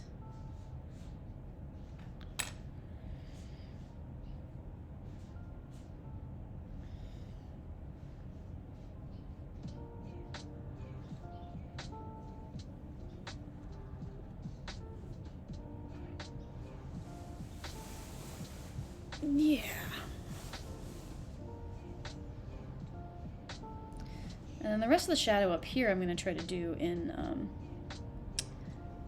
a much bluer color. Because I'm a sucker for blue shadows.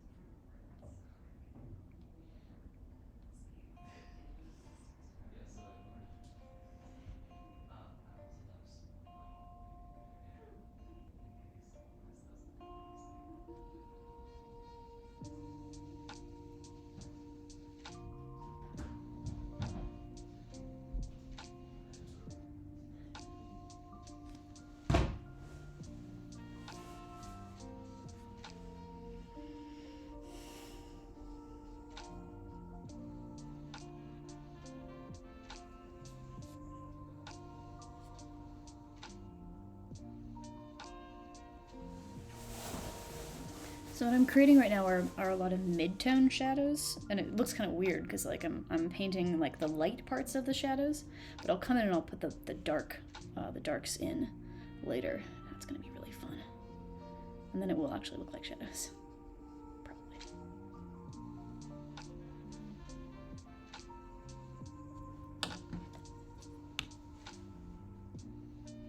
But I don't want to let myself get bogged down and paint too much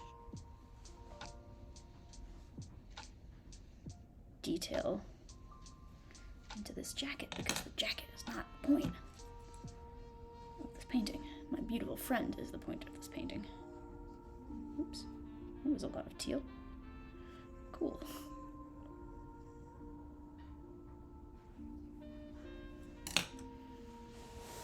Okay. Let's let all this dry. I'm gonna come back to paint his mouth. I think that's going to help to kind of bring things to a close. I have an actual hard stop at 5 p.m. PST, so it's like about an hour from now.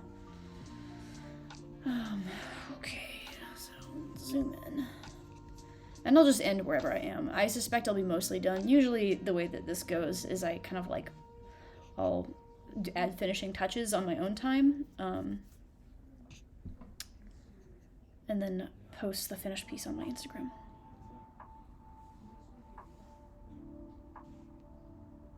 Let's zoom you guys in. We can do that as a treat.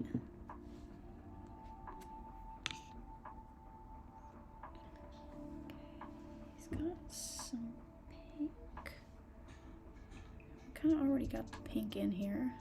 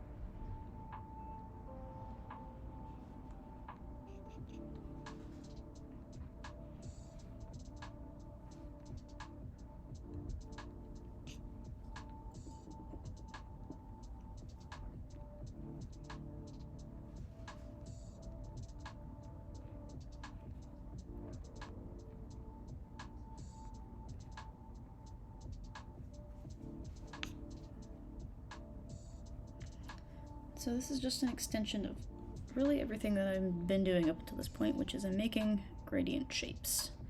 I'm picking a shape and I'm figuring out where's the cool end, where's the warm end, what colors are in this. And then I make it.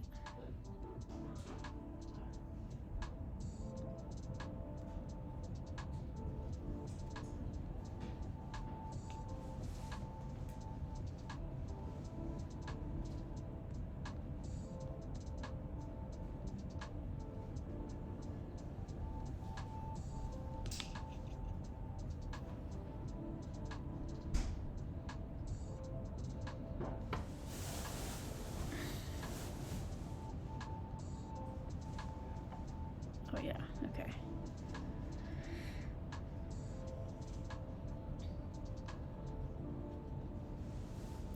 I'm really, really hoping I can keep this minimal and not wreck it.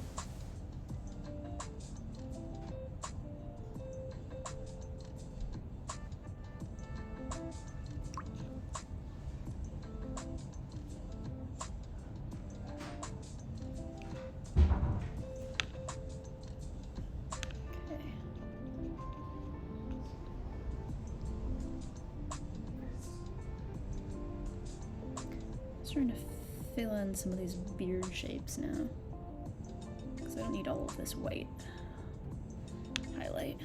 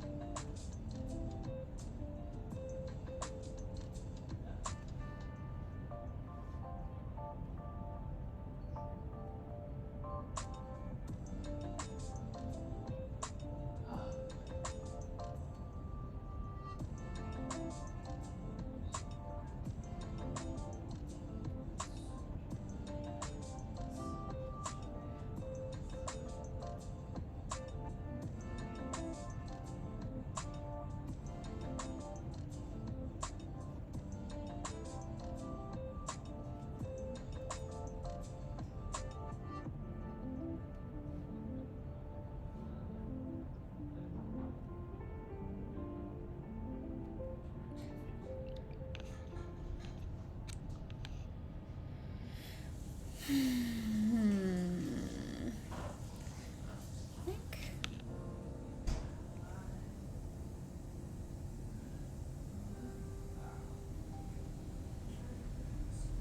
Blue.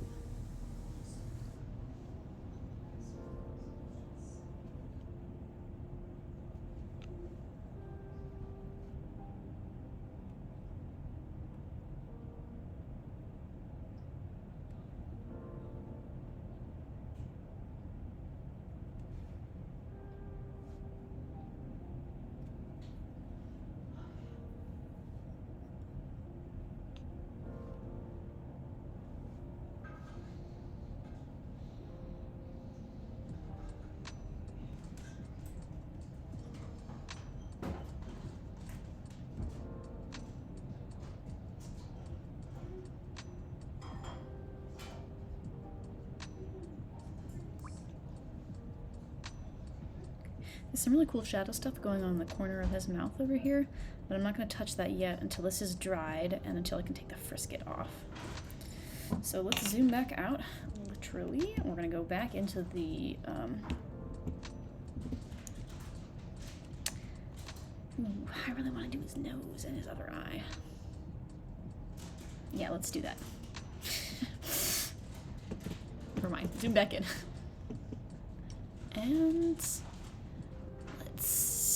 let's put in some details around that other eye. I was feeling a little weird about some of the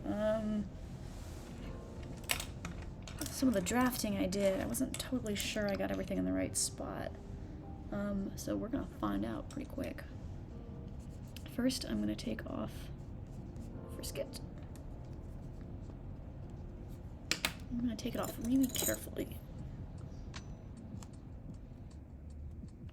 I'm really hoping that that's... oh, thank God. Okay. Nope, that's not. Cool. This means I get to go back in and paint some white highlights at the end. Okay, so I got some of the frisket off. I'm going to leave this on here. And I'm going to take this one off. There. Oh, yeah. Sweet. Start painting the lower lid. Lower lids often, I find, kind of get ignored with portraits. We really think about eyes as having an upper lid. That's the obvious one. But lower lids are just as important, and they tend to get kind of the short end of the stick. And they're one of my favorite bits to paint.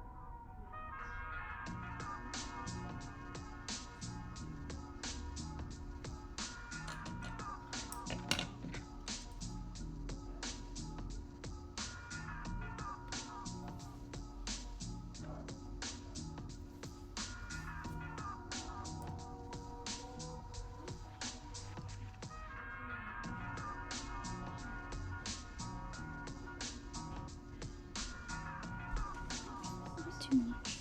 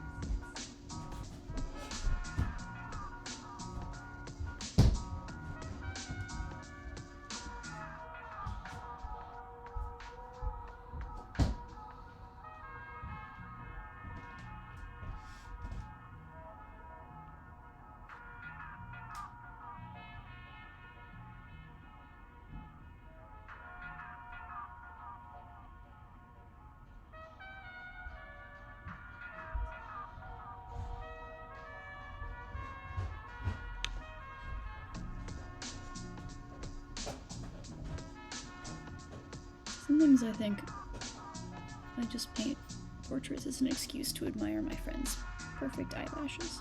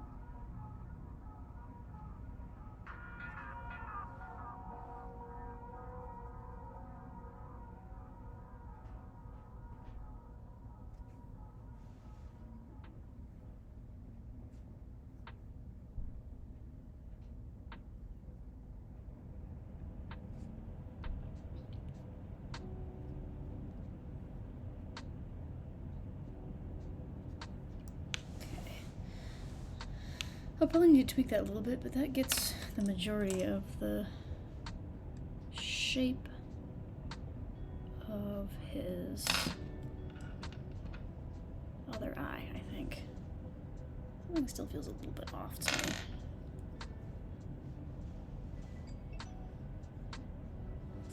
I think my white highlight might be a little bit too big.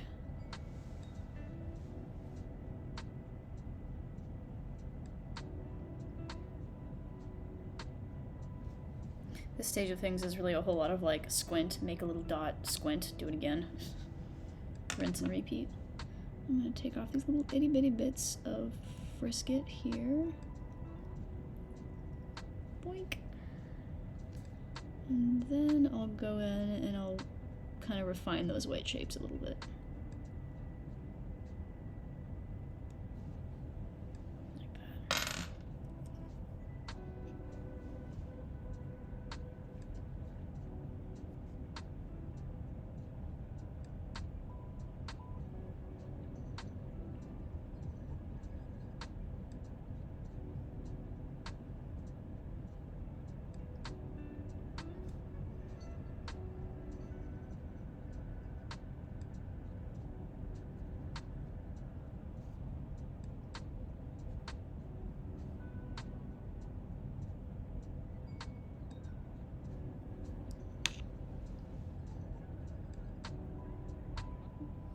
Yeah,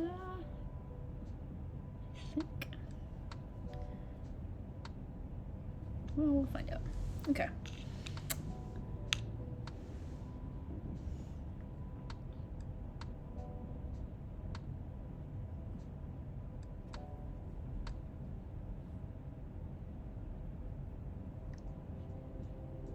Okay. I feel fairly good about where that eye is right now, so I'm gonna move back to other eye. Add in some darks. Ooh, I'm going to take this frisket off now.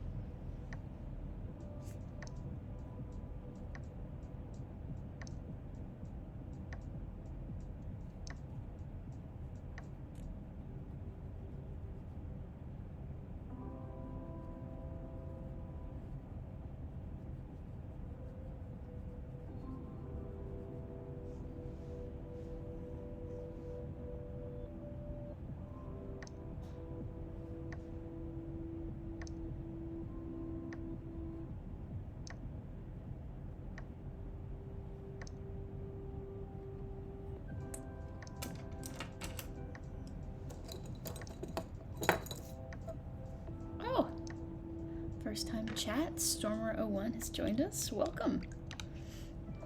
Thanks for coming today. Hope you're having a good one so far.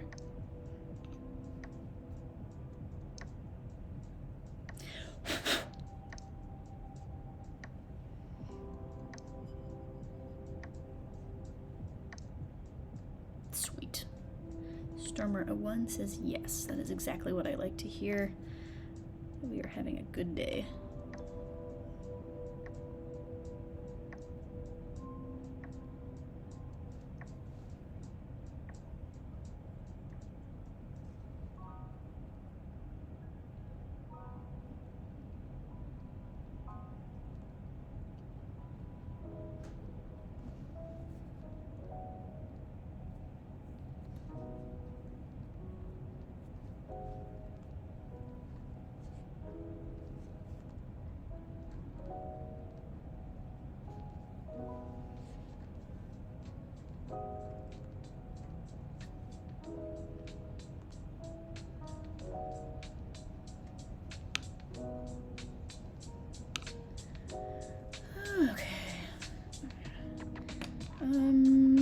There's more work I want to do on that eye, but I'm going to back off right now because I have to let some areas dry a little bit. It's a little bit uneven right now. I'm going to work on his nose now because I have been dreadfully I've abandoned this part of my model, so poor guy.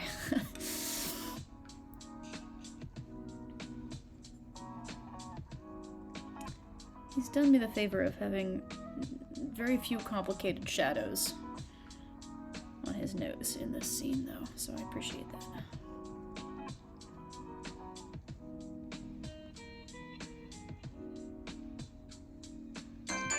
Oh, hey, Stormer, thank you for the follow.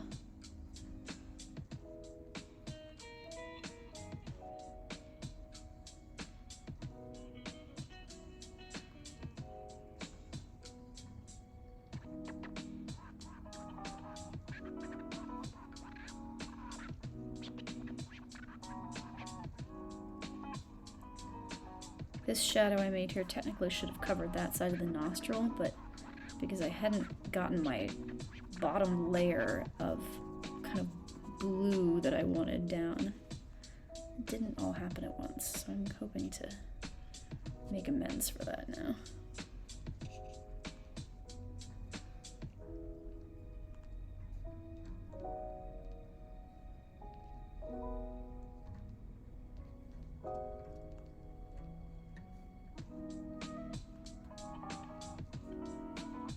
Oops, I accidentally gave him a very pointy nose. Sorry.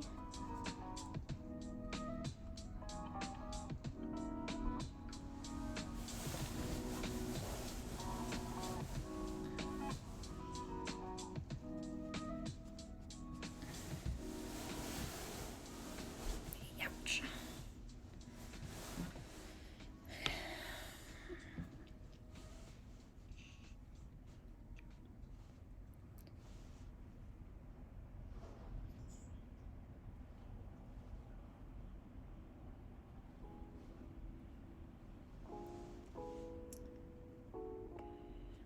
Alright, bouncing back off the nose, going back to the eye. We're not going to be completely done by hour 3, but I think that I'll hopefully have most things in the right place, which is really all that any of us can ever hope for. Stormer01, you ask why watercolor? You know, that's a really good question. Initially, I grew up making a lot of different kinds of art, and definitely messing around with watercolor, but I never liked it that much. It's kind of a pain in the butt to work with. But I ended up, I ended up working in a metal shop for a long time, and that was my preferred, and still is sometimes my preferred medium. But I ended up living in San Francisco in a tiny, tiny apartment, and you know what fits in a tiny, tiny apartment? Watercolor. Also, it's like pretty inexpensive. And to be honest, once I got used to working with it, I have really, really come to love it. It has, it it can do things that you can't really do with other types of paint. I mean, that's true of all paint. You know, everything has its own benefits. But I really like that the aspect of watercolor that means that I have to learn how to. It's like basically learning how to function with like a totally insane co-pilot. Watercolor being that insane co-pilot, because it's an unpredictable medium in a lot of ways, or it is predictable, but you have to know a lot about it, and you have to factor in all the different things going on, the level of moisture in the paper, the level of moisture in the air, you know, whether your central heating is on or not is going to change how things end up. What's on your brush, the kind of pigment you're working with, the effect that pigment's going to have when it hits the other pigments. You know, what's going to happen in when you add to like a puddle of water and there's a lot of movement versus what happens when you add it to, you know, a less saturated area, and you're gonna get different outcomes no matter what. So it's insane, makes me feel insane a lot of the time, and really cool. And then if you can kind of point it in the right direction, it does all the hard work for you.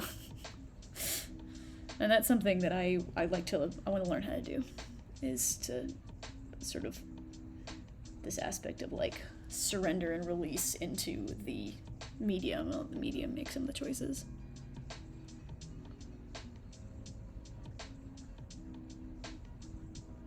Anyway, I hope that answers the question you were asking.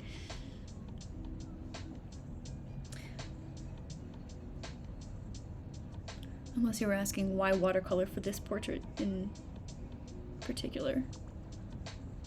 Which is, the answer to that is just that I'm doing a lot of watercolor right now. So.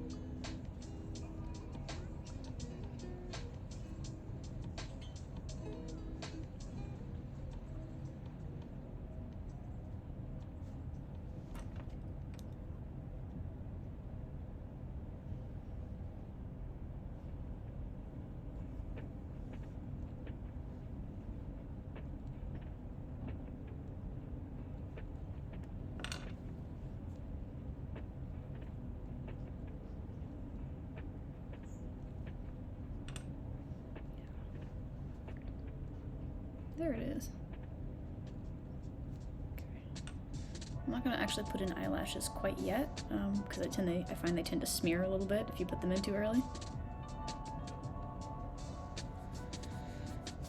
Got some good glow to the eyes, I think.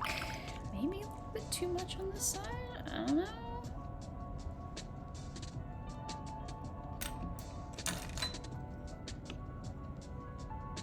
And then the other thing about watercolor, of course, is that you frequently can't tell what it's going to look like until it's actually dried. Good luck. Alright, now his mouth is dried enough that I can take the frisket off and I can start to refine some of these shapes. And so if you weren't here for when I put this on, this is a frisket, which is a basically liquid latex that I paint onto the paper right at the beginning, and that protects some of the white paper from paint, so it keeps my white highlights. So not all of these highlights are actually white, so I'm going to go in and I'm going to soften some of them, and then refine the shapes of some of the others. Thank you, Stormer. Stormer says you were doing well so far.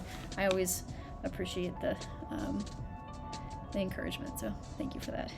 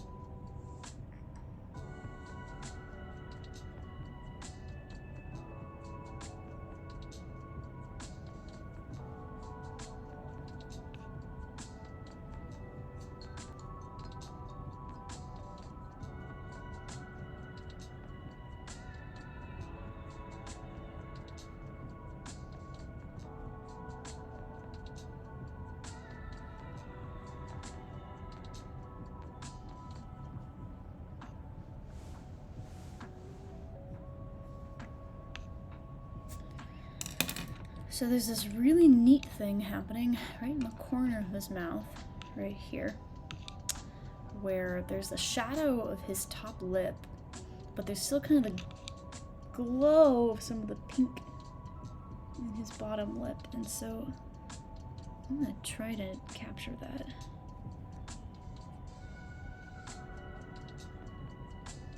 First by putting down this layer of quite bright pink.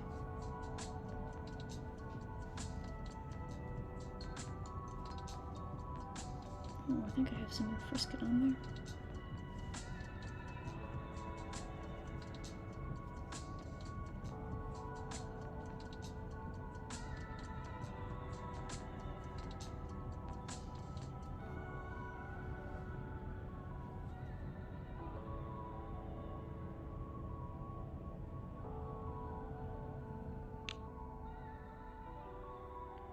I'm going to tone down the white highlights all along the edge of his mouth here, because they're not really that bright or that big.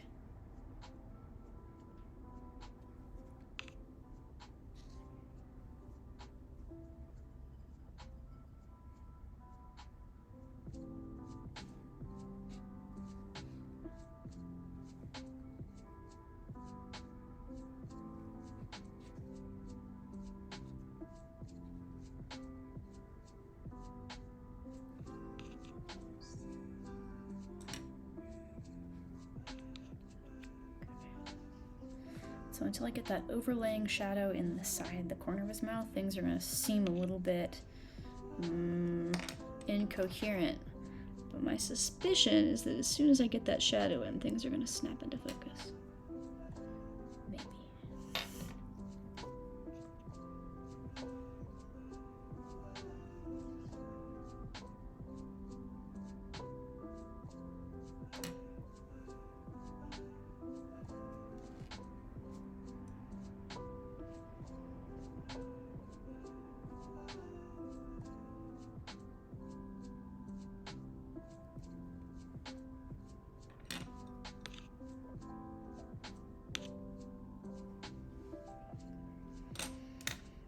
I haven't painted his ear at all. This is a constant battle. I always end up forgetting to paint the ear.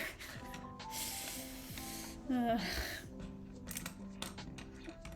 zooming out a little bit, stepping away from the features. I'm gonna put in a little bit of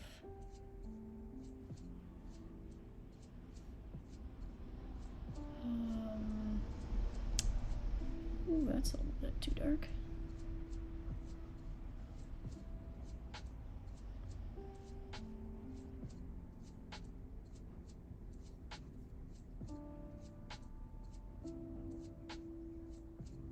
Contour is the word I was looking for. Lord.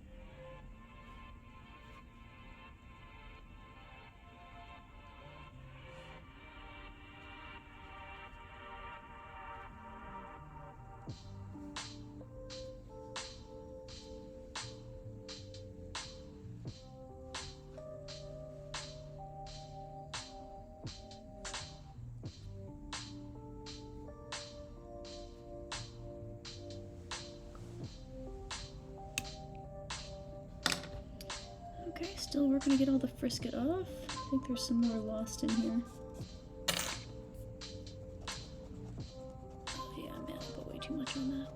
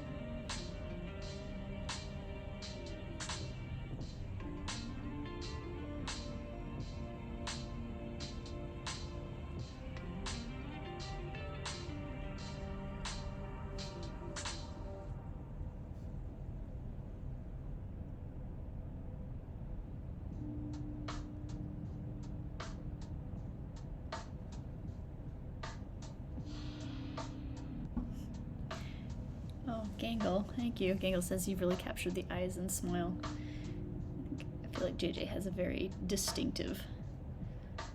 It makes it easy. Thank you for saying that.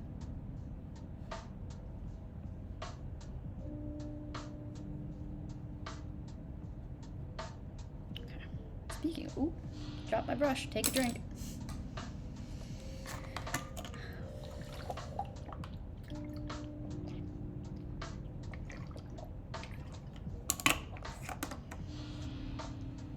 As I was saying, speaking of smile,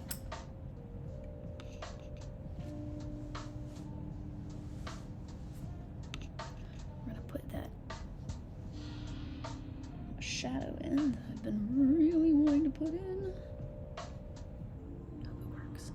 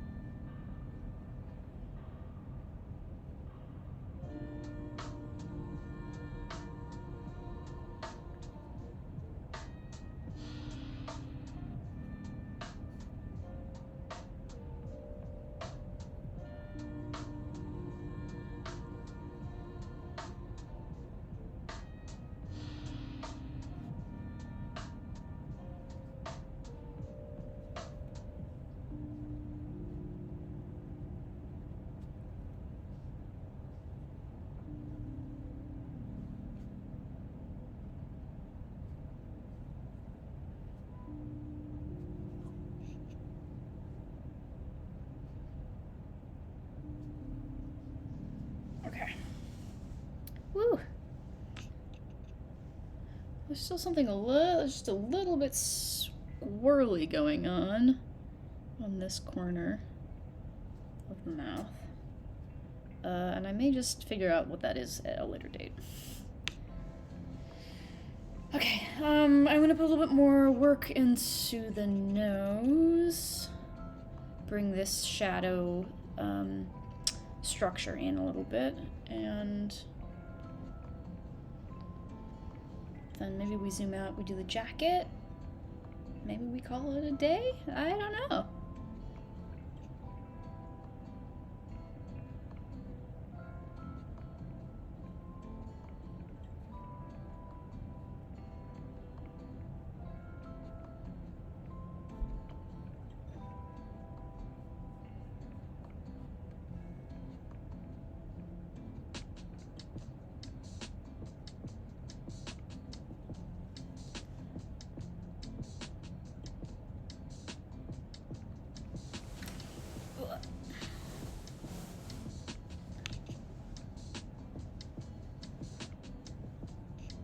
But I have to kind of keep bouncing back and forth between different parts of the nose and different parts of the face because I gotta let stuff dry first. So nothing ever happens simple.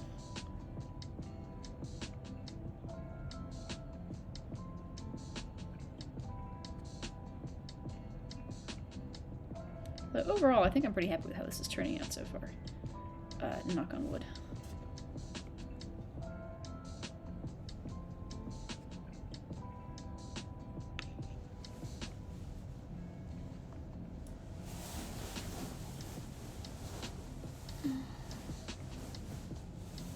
Oh, the ear. Your poor ear.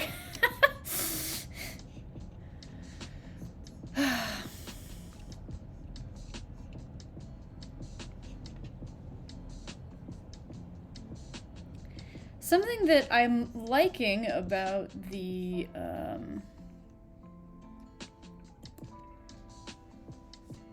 this part of it is that this is actually a lot lighter than it is in my reference photo, but it's kind of cool. It kind of gives the look of like there's almost a light kind of backlight coming in, which there is, so it exaggerates that.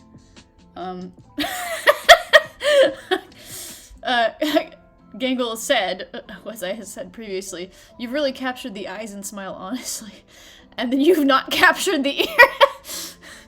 Which is true, which is entirely true. I like to think I've captured the abstract spirit of the ear. Beep says the ear looks like how I would paint an ear. You know what? That's valid. It is just a very abstract ear, and to be fair, I was saying I wanted to get more abstract. Anyway, the place I'm going with this is that I want to maintain the softness and the slightly lighter quality of this side without, I kind of have to go off script here. Because if I paint the ear with the same detail as I have going on over here, and with the same depth, then attention, instead of going here, will be like, do-do-do-do-do, ear, do-do-do-do-do, ear. So I need to be chill when I paint this ear, so please say some prayers for me, and my relative inability to be chill.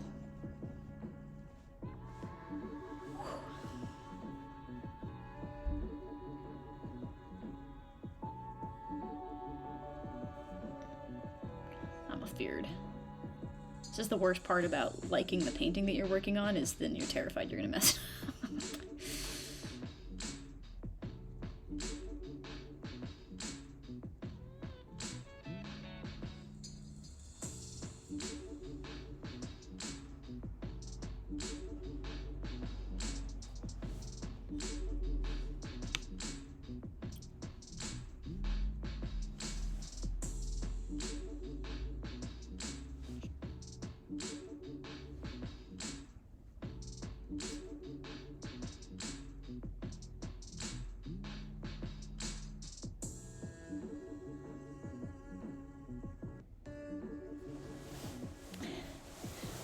Thanks, Beep. Beep says that I like all your paintings.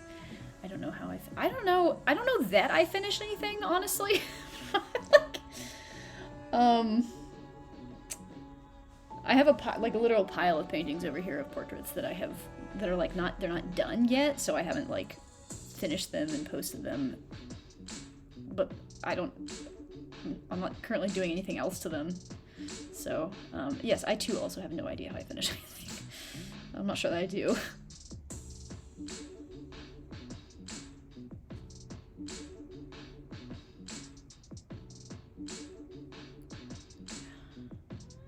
Try not to give you a goblin ear guy.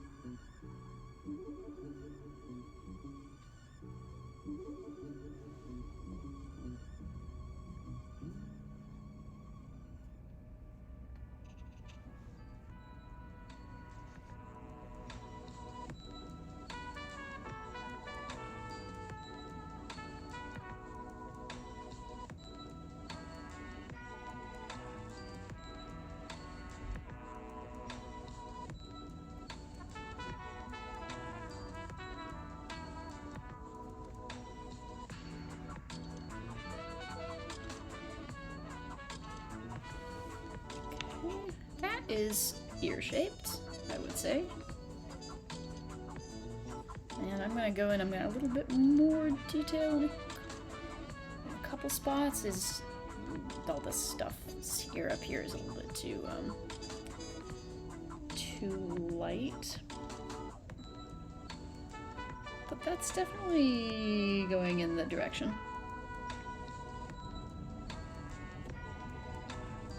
A little bit of red in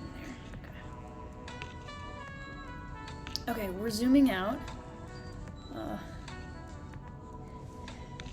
Thank you, Stormer. I'm going back to the nose real quick, because now this section's dry. I currently have, I have a kind of a weird highlight going on here that I need to blend in. I'm not really sure what I was thinking. Yeah, there you go.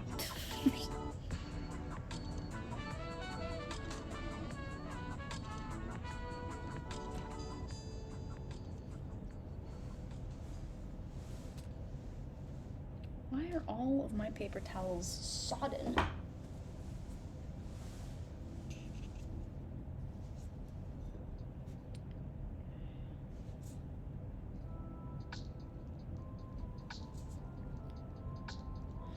Now I gotta wait for that to dry. Okay.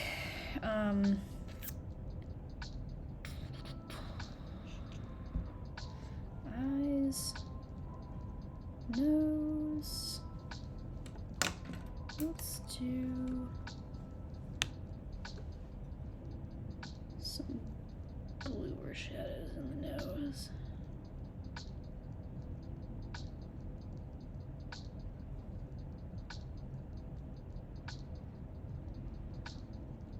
Yeah.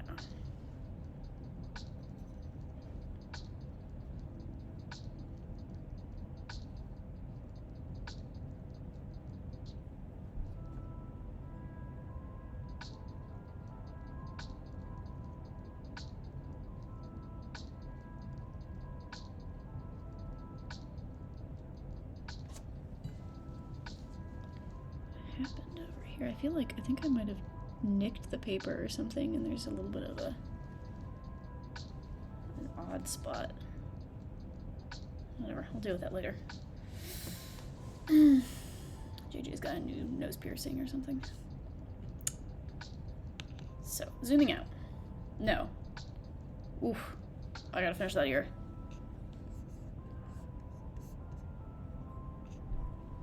So...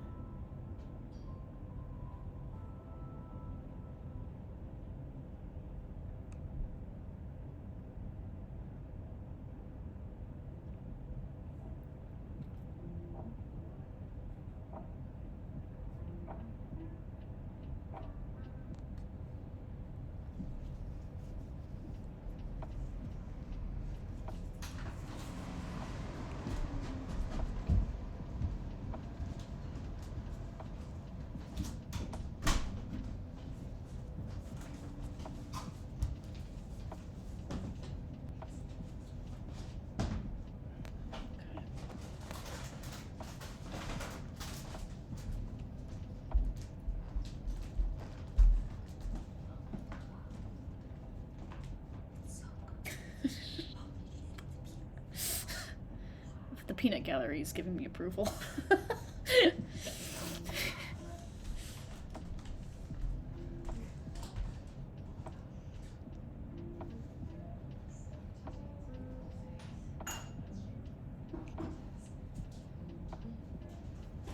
Oh, I see something weird. Okay.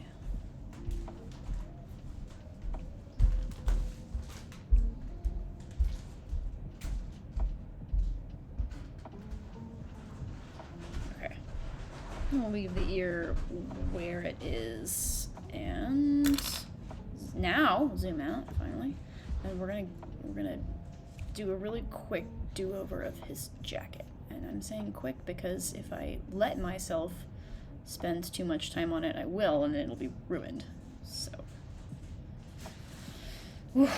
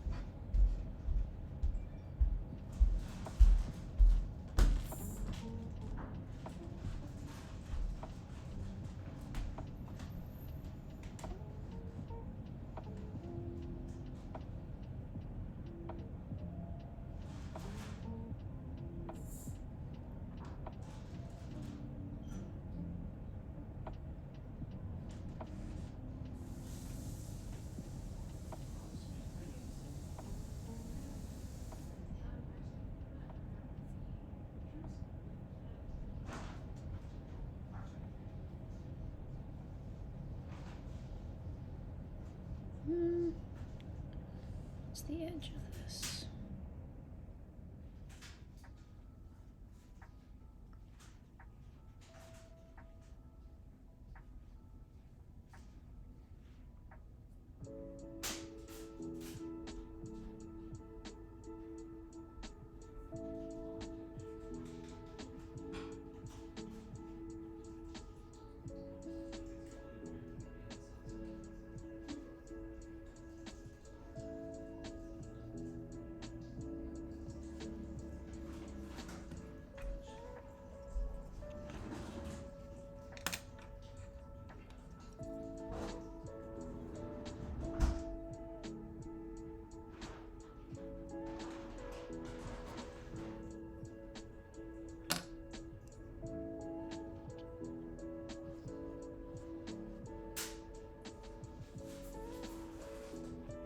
don't dry yet.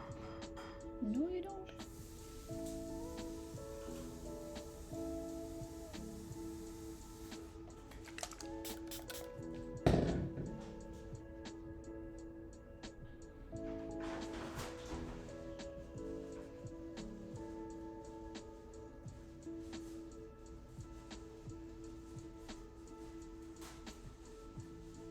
Doing big shadows like this is one of my absolute favorite activities. It always feels so satisfying.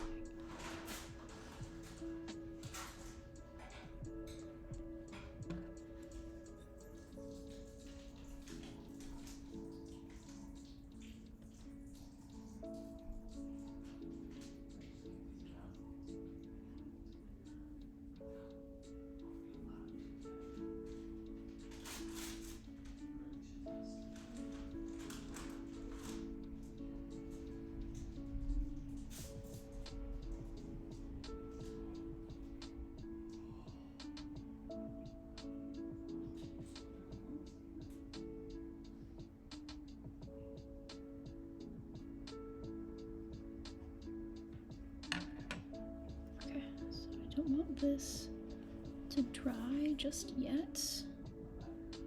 Oh. I'm trying to keep this whole shape wet until I can get all the colors in that I want to get in.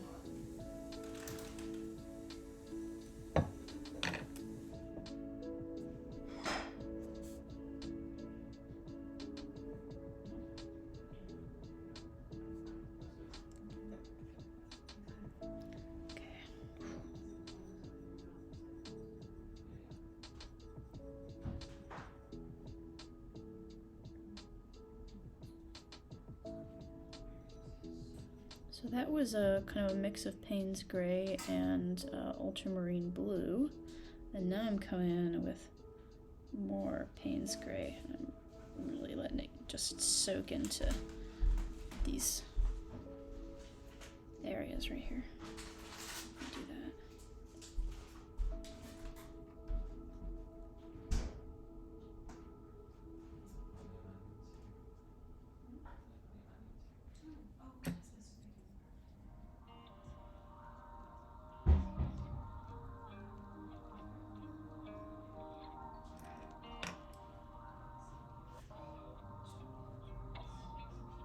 And because I let that whole area stay wet, now I don't have to go over these lines again. I can just let the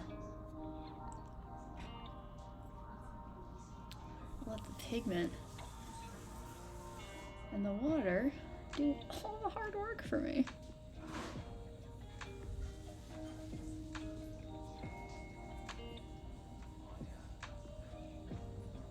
Nice, thank you. I'm getting abstract approval. That's what I like. Yeah, and I think I'm really gonna kind of let it feel like it's melting into the background. Sorry, I'm sure this is really easy to understand what I'm saying.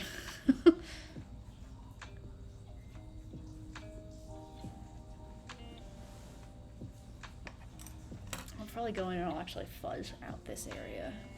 I don't need a hard line back there. Oh yeah, okay. So let that dry. I'm gonna come in and do a little bit more detail work. Just like that. I don't need to connect these shapes. Do I?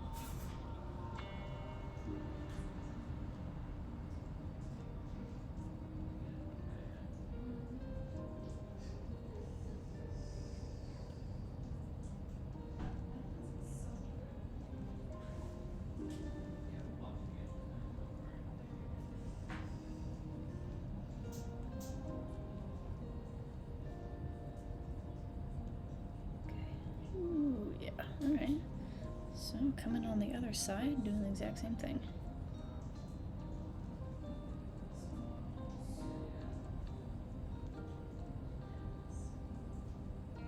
It's kind of cool because you see, like, you think of beard as like black. Black hair is black, it's dark. But the beard is actually much, because it's illuminated, is much lighter.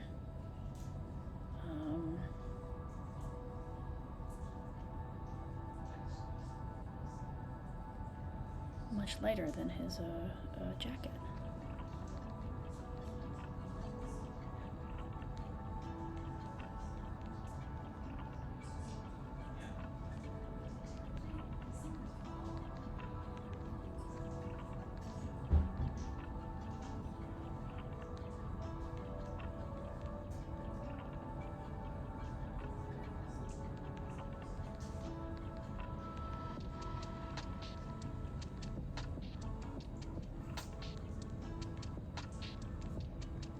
So far, as a model, JJ has a really good track record of helping me stay abstract. The other portrait of him is one of my more abstract ones, and I really liked how it turned out, and I've had a hard time replicating it. So maybe I just need to paint JJ more. Huh.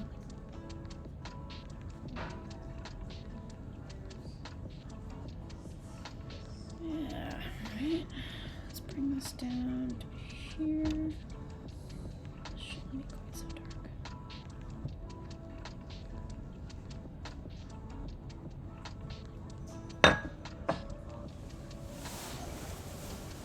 Not quite.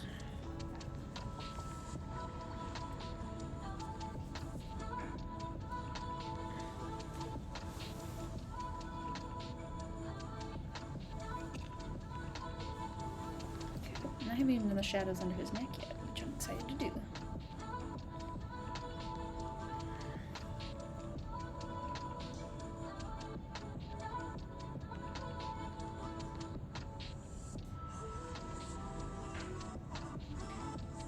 Yeah.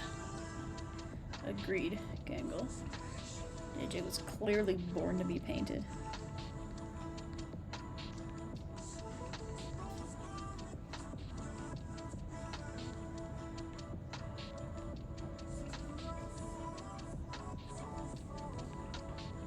Okay.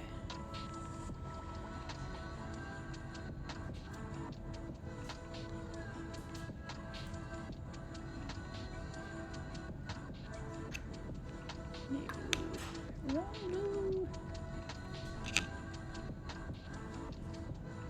Oh man, I love how the Payne's Gray and the ultramarine blue mingle. It's just so satisfying.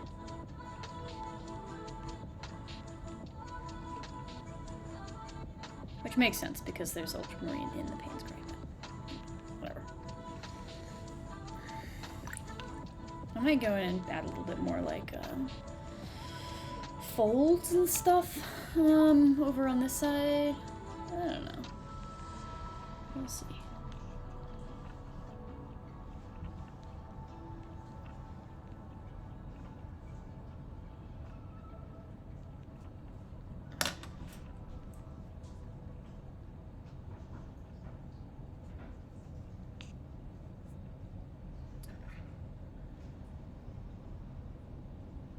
Maybe, maybe not.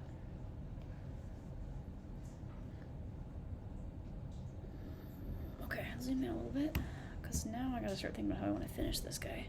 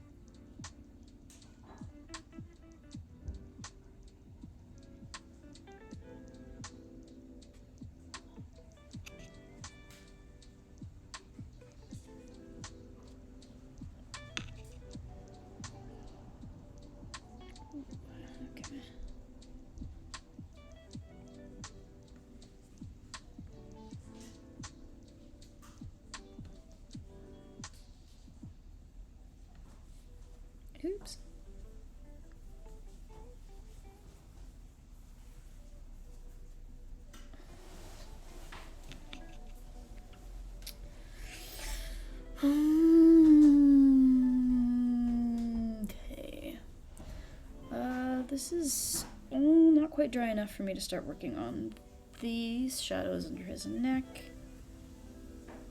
And it's not quite... I can't quite start working on this part of the shirt either. Dang it. So, let's take a look. Oh, let's do pass number 2 on our ear.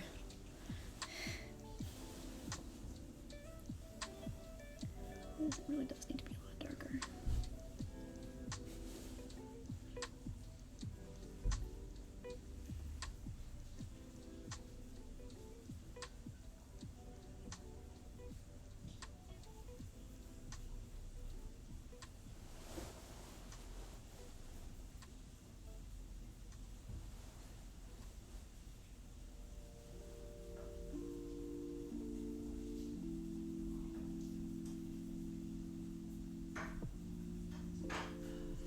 I wish I'd given more shadow.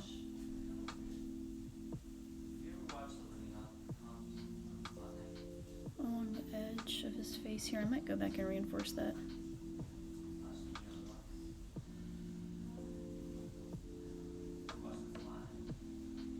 I'm supposed to be focusing on this ear.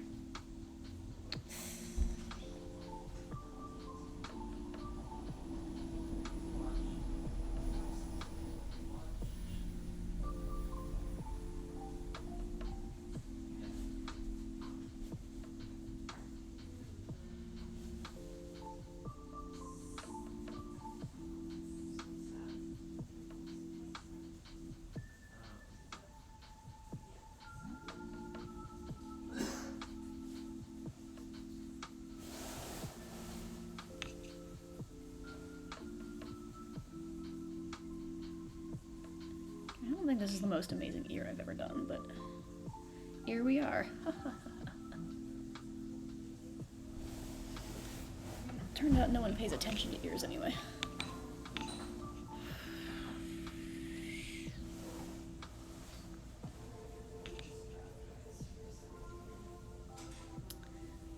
Oh, let's see what I'm missing.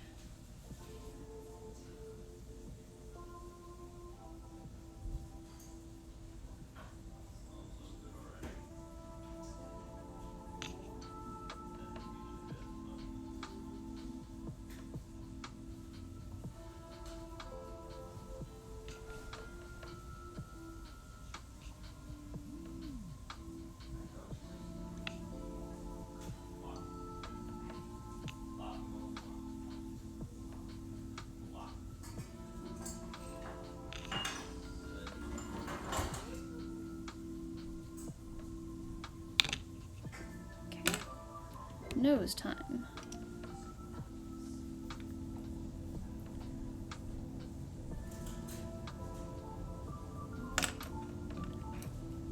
His nose needs more shadow overall. Yeah, see this shadow? I should have made it darker.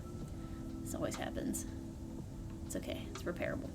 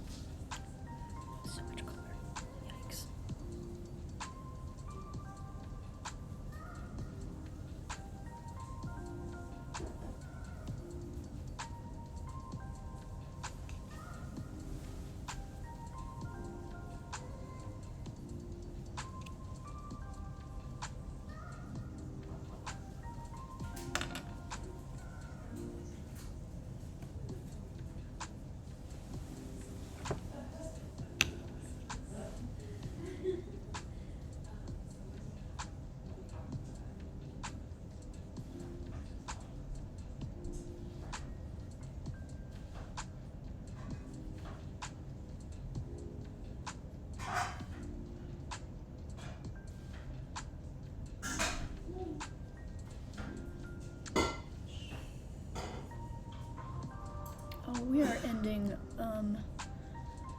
the extent of my time that I have allocated for this today. So, wow, I would love to keep doing this for another few hours. I'm going to do a few more sort of wrap it up type things and call it a night. Because somebody's cooking a dinner for me. It smells so good. Okay, zoom out. I didn't get to doing any kind of background today, and I honestly might not do one, or I might keep it like super, super minimal.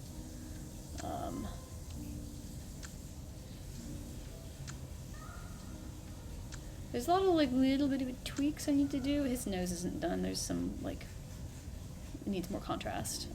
Overall, there's a couple places that need more contrast, especially around his mouth. I want to tweak the eyes still a little bit. But I am really happy with how this stuff turned out. So, and I think once I get the shadows in the neck, it's gonna kind of snap together a bit more. All right, well, there's 3 of us, so I'm not gonna raid us into another channel. I'm gonna close down now. I will be painting again next Saturday. That will be my last speed painting portrait session on Saturday of this month. I'm hoping to get some February streams in, but I don't actually know for sure if that's going to work. So if you do want to see more portrait speed painting, please feel free to come on by next week, 2 p.m. PST. Otherwise, have a great week. I'll be finishing this up and I'll post it on my Instagram sometime soon, hopefully. Thank you everyone for coming and hanging out with me. I hope you all have a good night.